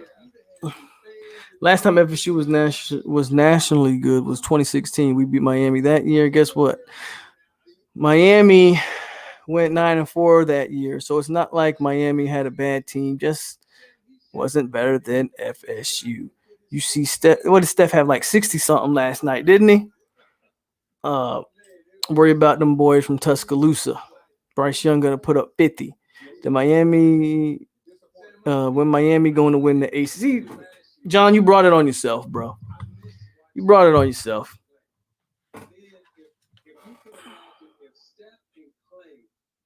And of course, my man Jay Oliver, always showing the love. Thank you for the $10 donation, Jay Oliver. Always. There's one guy I can always count on is my man Jay. Shout out to Jay for another donation. POLK. I know it felt good watching Clinton. Man, I don't know about you guys. I was laughing so hard watching that game. I had to jump. I had to jump in that T2Y was having a live stream. Shout out to T2Y and AR and CJ. They had a dope weekend, man, with their live streams. They were doing some pretty big numbers in there. Thinking about if they'll let me, I want to join into the they're gonna do the national championship. I want to hop in there because, man, they had one where they had 48,000. They had like 700 people in there at one time. If you guys wasn't over there checking that out, so shout out to those guys. But I had jumped in there and T2Y I've been stealing. I gotta trademark the Clown Bo Sweeney because I've been calling him Clown Bo Sweeney for a while now. But then T2Y done stole it from me. Now he got everybody calling him Clown Bo Sweeney. I should have trademarked that.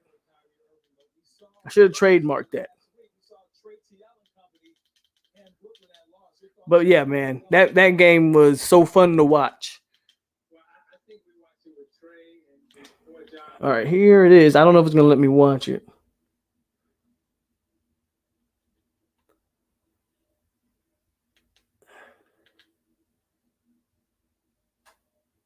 Come on.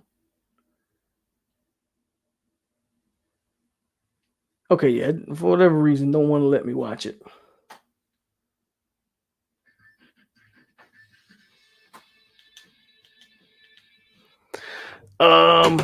What's the score? Who was telling me that? Was it Ray Fitty? Ray Fitty, keep me updated on the score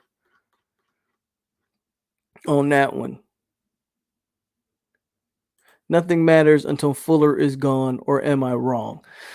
I won't say nothing matters, man, because I think next year you have a chance to really outscore your opponents, Rod Nixon. So I don't want to say nothing matters, right? That's that. I'll say this though. That's the one thing that's keeping me from being extremely, because I'm looking at what this team has a potential. They're still, and they're not even done in the transfer portal. But right now, I'm already looking at the fact that you added, again, one of the better DNs in the portal.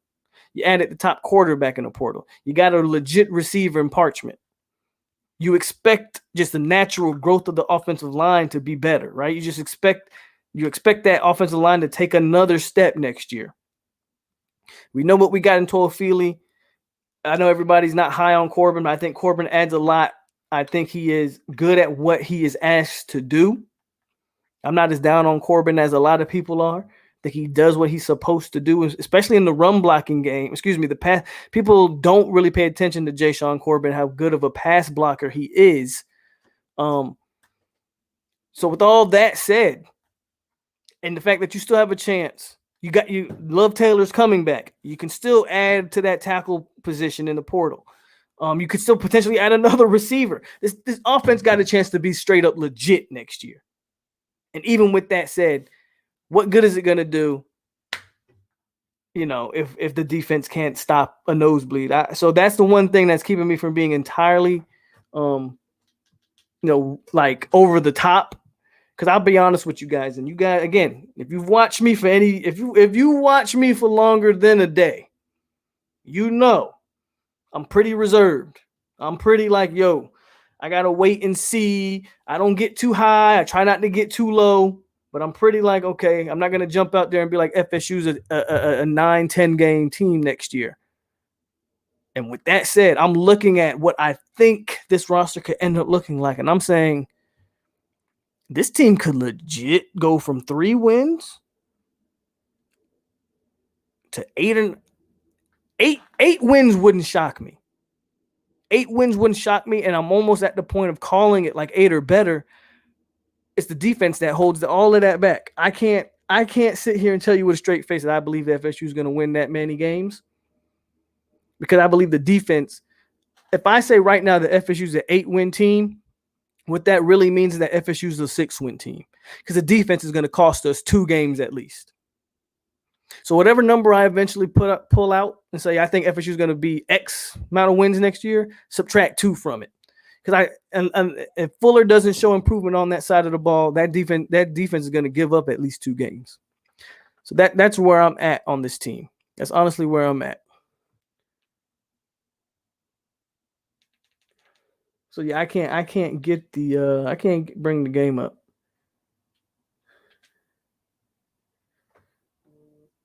For whatever reason.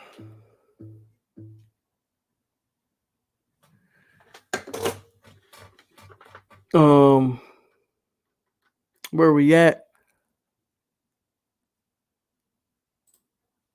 I think the walk-on talent is pivotal. First of all, it's a walk-on. Doesn't count towards scholarship, for one.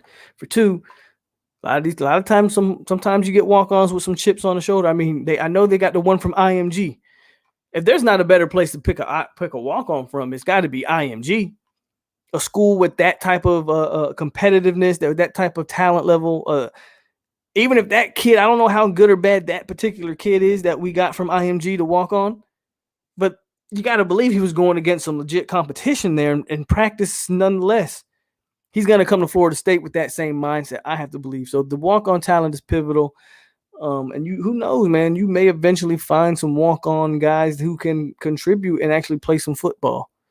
Miami is in the weakest division of the Power 5 and can't win their division. Got a walk-on from IMG, a D lineman. Fields was on some Warrior. Yeah, Fields was balling. 24-14 Knicks.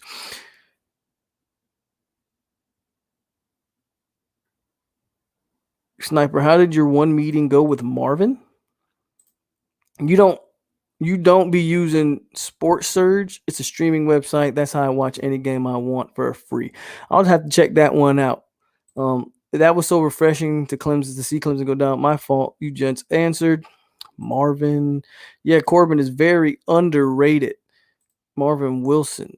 People have come around on Corbin, I think. Some people have, some people haven't. I still hear a lot of that Corbin's trash. I still hear a lot of that. Horton Kelvin, and that's another thing about Corbin. Antonio brings up a solid point about Jay Sean. You remember he was coming off a knee injury. He's going to be another year removed from that injury. There's a good chance he takes a step forward. Told Philly what that's not even accurate, but okay. Okay, John. No, we all went over the top last stream. 10 wins. How many AC? Y'all still going on? John Rasub says, can you find Pro Football Focus grades for this year? I can, depending on what I'm looking for. Brian Corrales, shout out to you, brother, for the $20. Hold on. Let me make sure I'm reading this right. I don't want to. Yeah, for the $20, man. He says, thank you for the content. God bless. Hey, man, God bless you. Thank you for the support. I could look them up, but Pro Football Focus is getting that website's. They start trying to rob people, man. They make you pay for a subscription to view the grades. So I don't even fool with those guys no more. But I could try to find it. We got at least 7 to 8 on this schedule. Hold on. UF was just 4-8 a couple years ago. It can definitely happen, but if that defense don't turn it around, I agree with you, 7 or 8. But that could end up, again, take 2 away from that, and you could end up with 5 or 6. Because I don't have no faith in the defense. And week 1, Notre Dame, Fuller's going to have to show me everything, because that Notre Dame team's going to have a new quarterback and an entirely new offensive line and an entirely new quarterback. I don't know about the running game. I don't know if the running backs are coming back or not. But I know Ian Book's going to be gone, and I know that offensive line, which is pretty much seniors across the boards, are going to be gone. All of those guys probably get drafted in the NFL. If that defense don't come out there and show some life against Notre Dame, then you're in for a long season.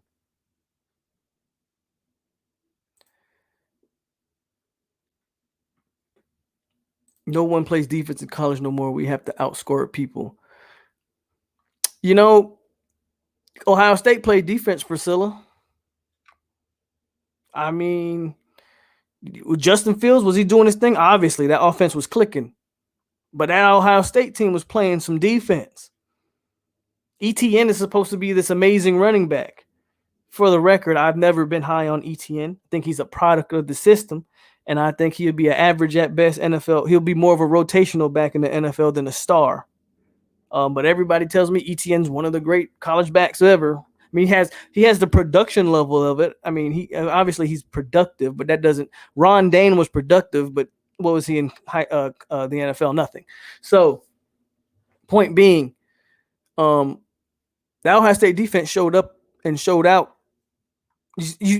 You can still impose your will defensively. I know everybody thinks offenses and defense still wins championships.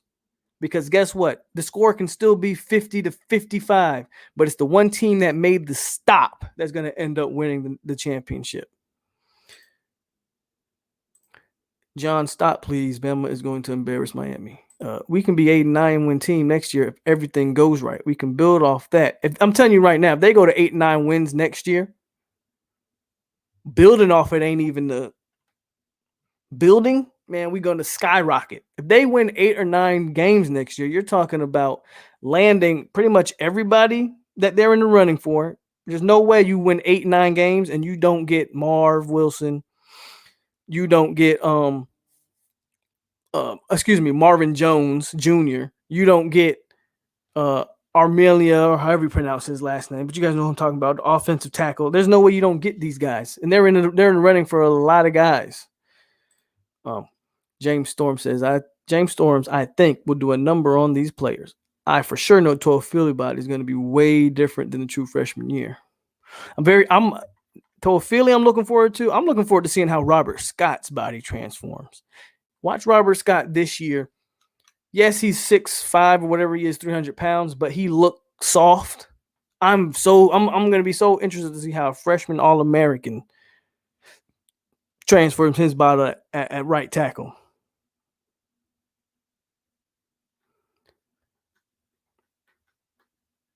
New year, new Fuller. I just want to, yeah, I doubt we get a new Fuller, but all right. Norvell using walk-ons to get his numbers up. If you give a walk-on a scholarship later, it doesn't count towards the $25, the 25 cap. Yep. Thank you. Don't thank me, John, but you know, I think you tell me that every episode or every live stream I do. So appreciate you for being here, John. I really feel like some hitters are gonna follow Travis Hunter. That's another key part about it. I mean, who wouldn't want to go play with that kid? Humble behavior. If that 226 Kim is the same kid from Miami who played ball at Miami Central and Miami Northwestern kid was hell if still in the chat. Hit me. FSU's need you, man. Hello, he's a freshman. I think Tim is a lot older than that. I don't think Tim played football a while ago, I think. I love being Miami's championship.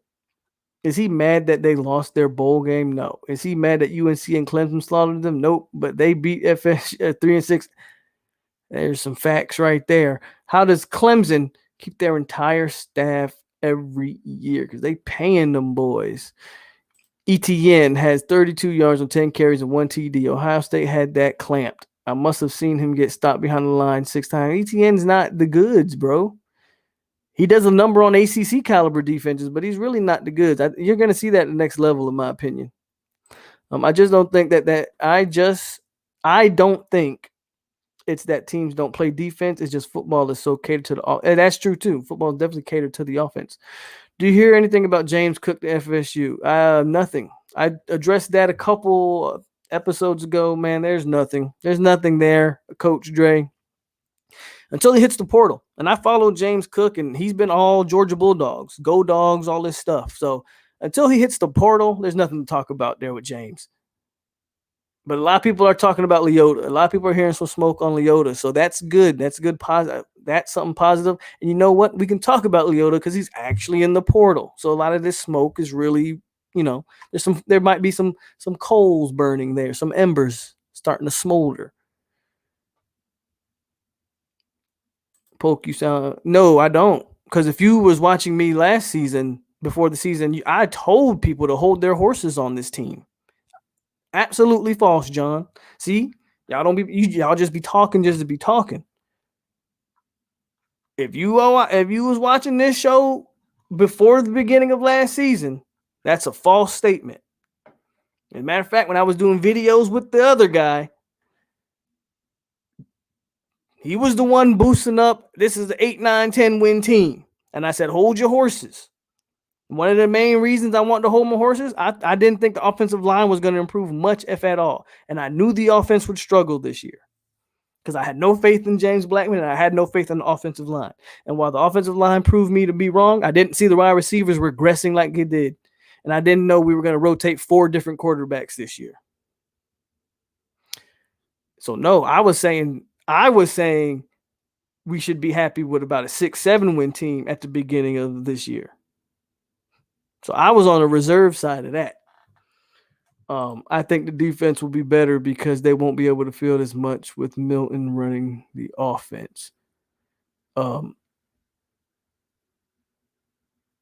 CD Vlog says, we suck. It's my first time seeing you here. Be coming in here with that negative energy. But anyway, hit that like button, subscribe to the channel, and definitely share it. We are the youngest team in the nation next year. Now that sounds more like it, CD Vlogs. Thank you. We are the youngest team in the nation, and yes, we will be better next year. Are you John and Peter Shields related? No, I said this before. I think I've asked that question before. No, Peter is ours, and John. We got Peter Shields. Peter's the real Shields, right? Peter is the real Shields. He's the FSU guy. John Shields is like the evil clone, I think, and of course he's a Miami guy. If Tate, the cornerback, don't start next year, I'm going to be a little disappointment. Hey, the more Tate we got to see. He's gone a whole year without playing football. Sometimes we got to limit our expectations. I mean, can you sit out a whole year of not doing something and just jump right back into it and be an instant starter? Don't know. I think the more Tate's going to have all the upside and all the talent in the world, but let's give him some time to get back into football, adjust to it, all that stuff. All that stuff will come in time. I think the more Tate's going to definitely compete for one of those spots, though. Even if defense doesn't matter, we still had the 107th ranked defense, and at the end of the day, that's unacceptable. It matters. I know Alabama's defense wasn't necessarily great this year. I guarantee you didn't rank 107th.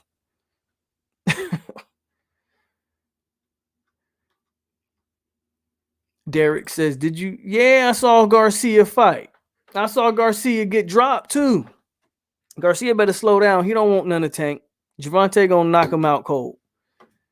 He got put on his back by a guy called Luke Campbell. Now, Luke Campbell's a solid fighter, don't get me wrong, but he's not Javante Davis level. Ryan Garcia, I think he's a bit of a hype job, to be honest with you. He's got some talent, don't get me wrong. He's very fast. He's got some talent. He fights with his chin straight up in the air. His head, Tank knocking that out. Him and Devin Haney would be, I think Haney would get.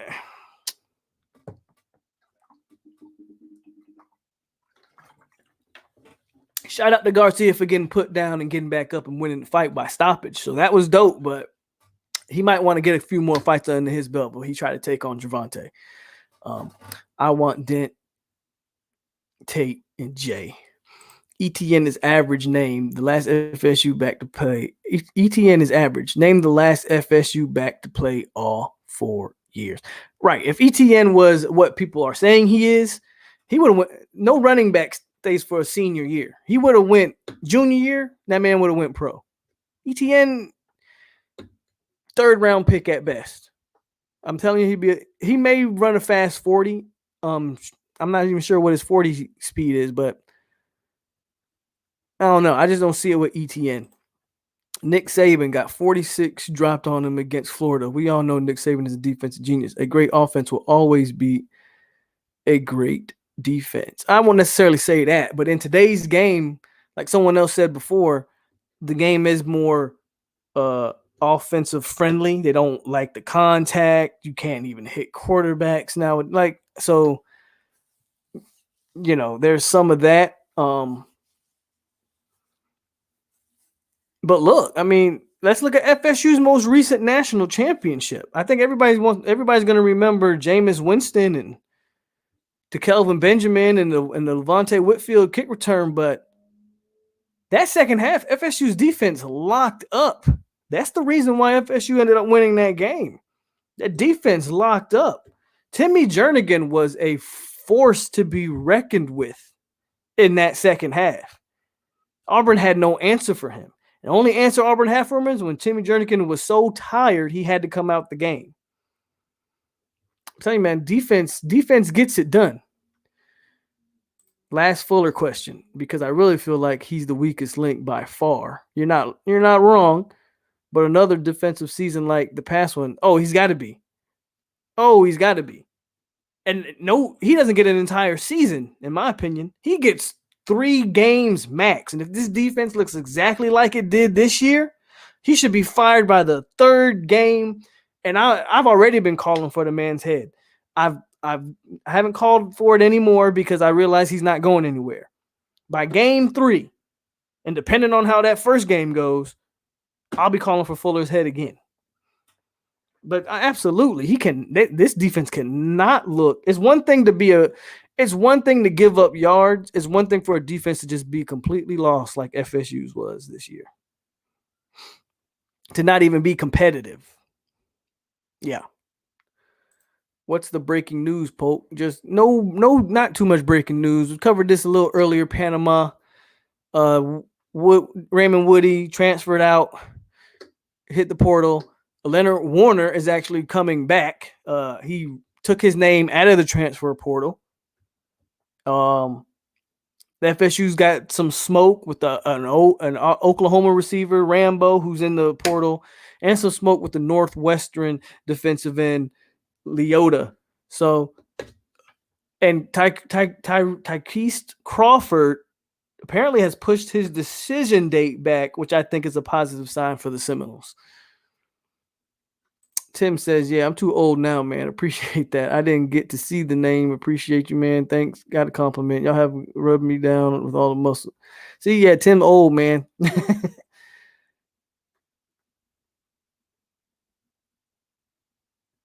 I'm the real Peter's the real deal Shields, man. You're the evil twin, John. You're the evil twin.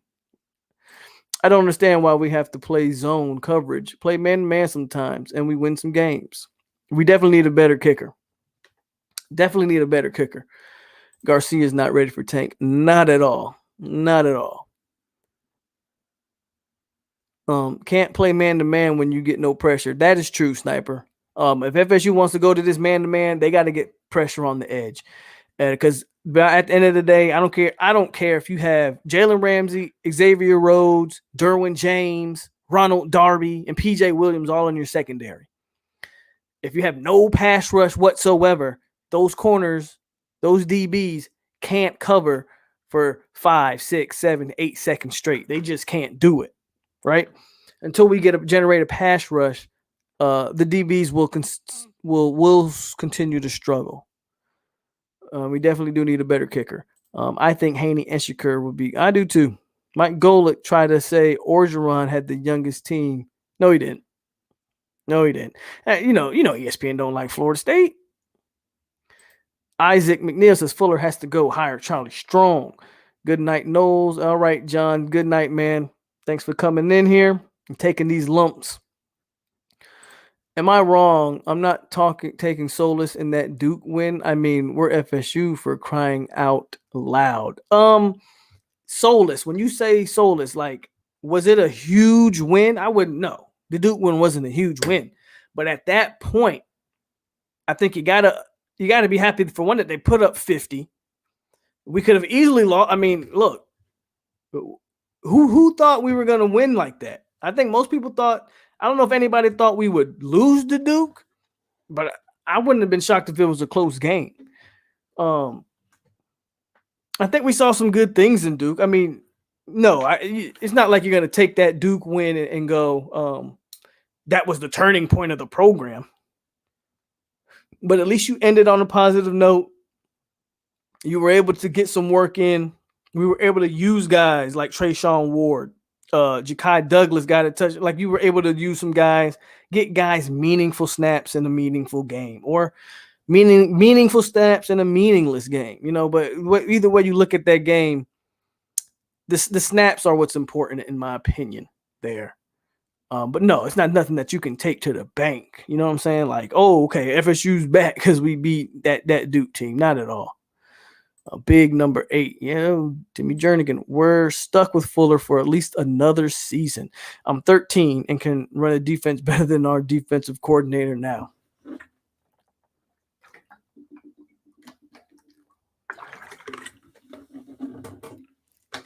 You're 13. Do you play football, CD Vlogs? If so, let us know what position you play.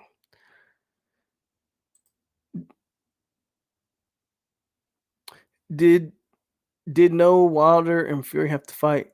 I haven't heard anything if they are forcing those. I don't know yet. I don't know. I don't know if they're making that fight or if Fury's. I don't know. I haven't heard anything yet. All I do know is, according to Deontay, he's gonna fight, I believe, next month.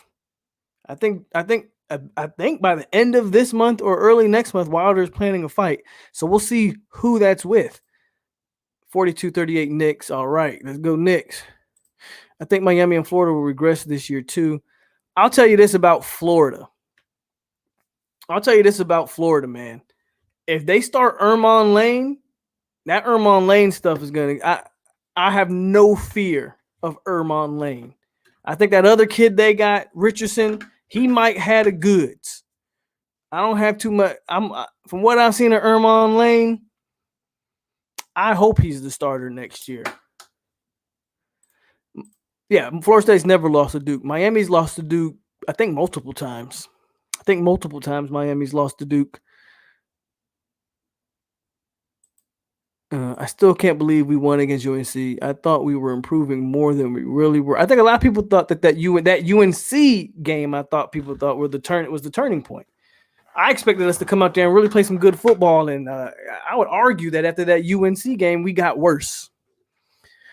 I would argue that UNC game made us worse. I don't know if kids thought that. I don't know what happened there where they won the UNC game. I don't know. Kids just thought they could do what they wanted to do now, I guess. I don't know. Very weird. You saw how hungry a lot of the young players were in the Duke game. You probably heard already, but got a PWO Brian Green linebacker. No, that's actually the first one I heard about that, Rose. That just pop on Twitter. You know, while I be on here, I've been on here for about 2 hours now. I don't be looking at my Twitter like that.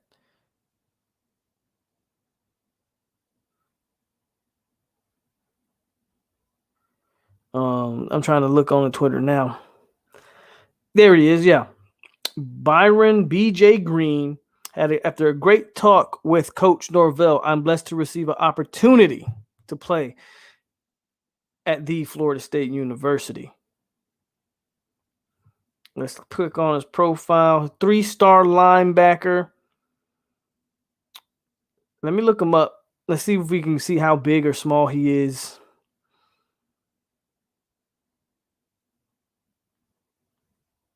No, it's not about being well, I just saw it on Twitter at Rose, but it's not about necessarily being excited about walk-ons. But at the end of the day, man, the walk-ons, it's a body, and it's a young, hungry player is the way I look at it. Byron Green. Let's see if I can find him on 247, at least some kind of profile.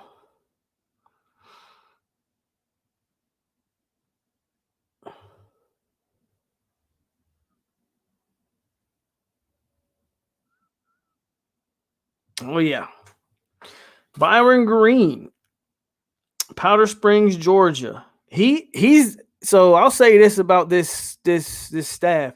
They like their big backers because this guy's 6'1", 240. They like big. I mean, Lundy is similar size to this guy. Dix isn't no. They like their big backers for whatever reason. I just hope he can play and move. He had only had offers from Akron and Georgia State. But yeah, 6'1", 240. I mean, again, he's a body in there. We'll see what he brings to the table. I play defensive end, quarterback, punter, and wide receiver. So what position, CD, what position do you really want to, because you're 13. So what grade are you in? 8th, right? At 13, 14, 15, 16, 17. Yeah, about 8th grade. You're coming in on your high school years. What position are you really? What is your position that you really want to focus on? Is my point. We have to get funding. We need a linebacker that is a position of need. I remember when Miami had to beat Duke on that flaw-ass play on kickoff toss. And if you go back and watch it, they actually shouldn't have got the touchdown on that. I think a guy's knee hit the ground or something like that. Byron Green plays 1A here in Georgia. So he plays at a small school. So, that doesn't say a lot about him. Just being honest off the rip. I mean, if he plays 1A and he's a very, very low rated 3-star prospect, it's not a situation where a guy plays 1A, but he's dominating at that level. I don't know. But I mean, again, you're talking about a kid who he's going to walk on. and he's gonna walk on. He's gonna have a chip on his shoulder. He's gonna have something to prove. They might find a place to use him. What's up, Polk? Is your opinion on DeAndre? What was your opinion on Francois when he was at FSU? Knowles fans and me, John, not related unless it's from Jamaica. I think DeAndre had some talent. I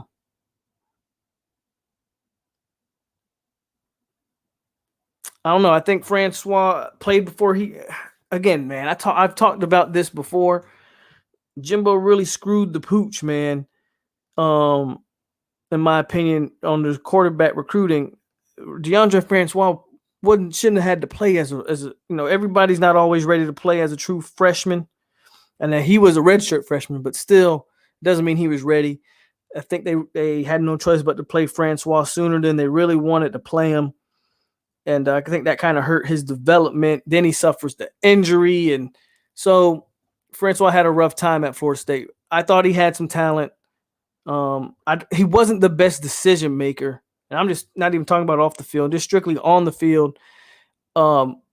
He wasn't the best decision maker, which really, in my opinion, was his biggest flaw, was his decision making. He would do throws sometimes that you were like, what the hell are you looking at, bro? So that's kind of my thing there. Byron Green's just one state for what it's worth. Not a guy to jump up and down over, but he's free. Yeah, exactly. He's free. Again, he doesn't take up a scholarship. He's going to come in there with a chip on his shoulder. He's going to try to work hard. He's going to try to beat out one of them scholarship linebackers. And who knows? Who knows? Again, you're right. Not a guy to act like, oh my God, we got us one. But, CD says he wants to focus on wide receiver because he got some hands. Miami 5-star Leonard Taylor no longer enrolling early. But he's signed. So you can't go there, sir. Just because he's not enrolling early doesn't mean he's transferring. He's signed he already signed his letter of intent. So he would have to hit the portal. So again, if his name's not in the portal, there's nothing to talk. Honestly, there's really nothing to talk about there.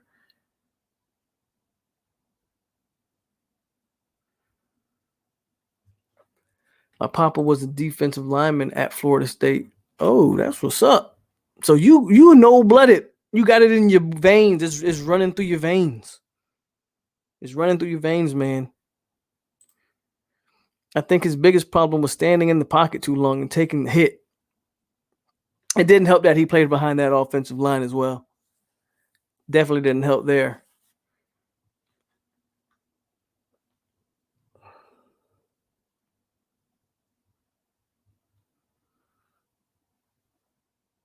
I think, and I'm just scrolling down my timeline because I want to see if anything else has kind of emerged.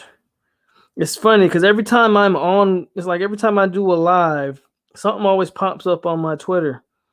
I think last time I was on live, Parchment committed to Florida State. He announced he was transferring to Florida State. You already know one time Malik McClain decommitted while I was on live. At the same time I was saying good things about it, he decommitted. So it seems like every time I'm on live, something happens. So I'm just kind of scrolling down. And again, everybody's really talking about that defensive end from Northwestern. So it might be the next guy you see in the portal for sure.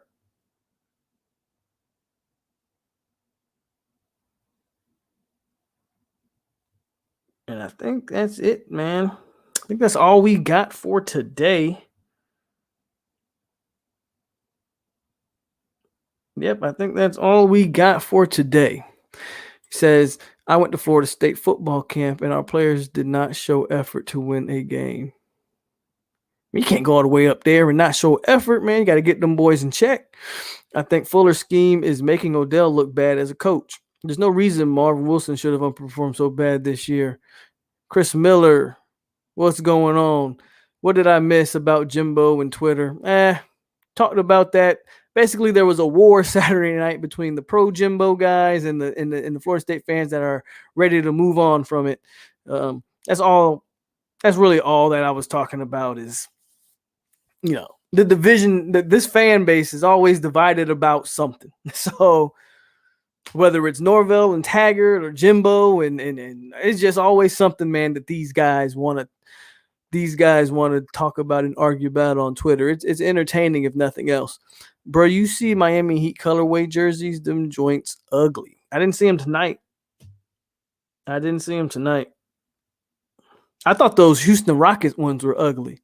Like, I've never seen Houston Rockets play in some like teal blue jerseys before. I don't know where those jerseys came from. But I remember seeing those like a couple days ago and was like, oh man, what are the Houston Rockets wearing that crap for? Like, chances we get Malone. I mean, him taking a visit and paying money for his own visit is a big deal. A lot of people saying Ole Miss is still the favorite. The question is going to be, does he do the same thing? He's paying money to come to Florida State. Is he going to do the same thing for Ole Miss? And if so, that could be your answer there. If I were to put a percentage on it, right now I'll say it's 50-50 between us and Ole Miss.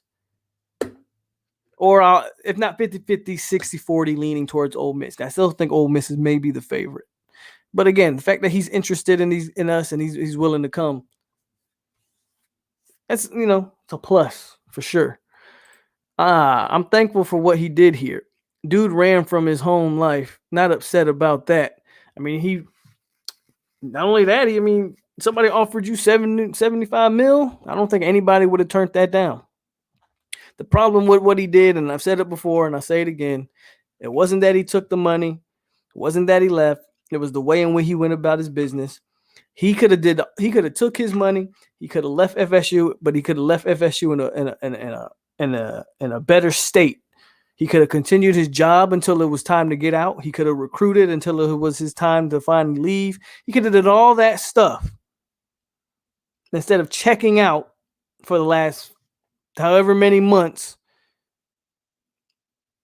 And that's ultimately, the problem I have with what Jimbo Fisher did was that he checked out. Do your job up until it's time to go, and nobody really would have anything bad to say.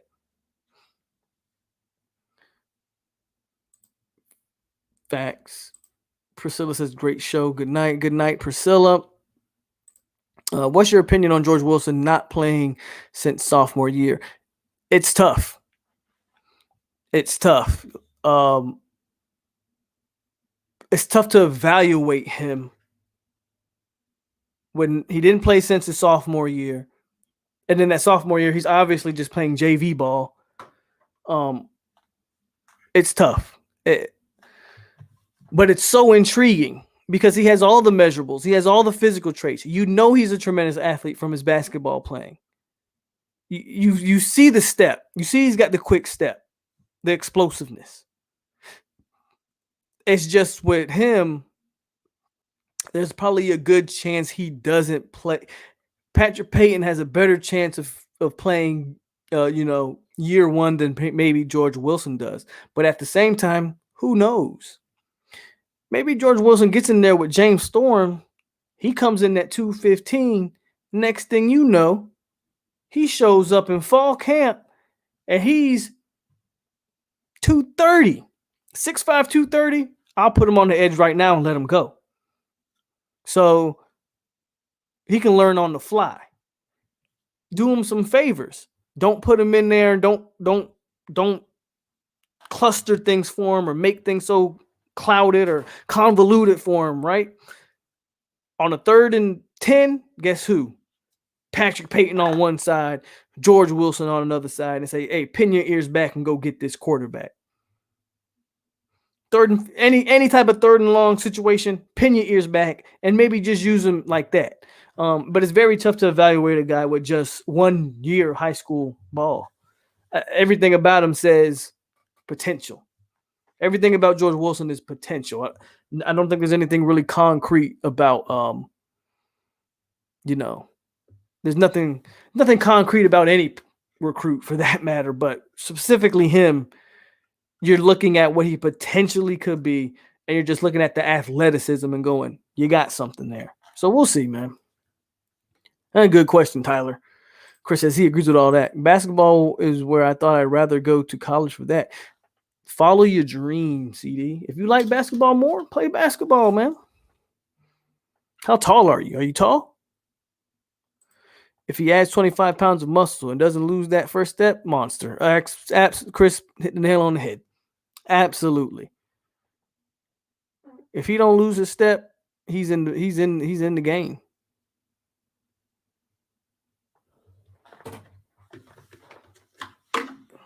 You see TJ Solomon's tweet is vague, but might be getting someone. 58-54 Hawks at halftime. Getting Jermaine Johnson makes it easier to give Wilson a full year to get up to 230, maybe even 240. Yeah, I agree. Him and Patrick Payton. Both of those guys are going to probably have playing weights. Now, when I look at their body styles, I think George has the potential to put on more weight. He looks like the naturally bigger kid than Patrick Payton. Because Patrick Payton may not ever get over 230-ish or so, but you never know. But it's good to have those problems. Good to have both of those guys coming off the edge.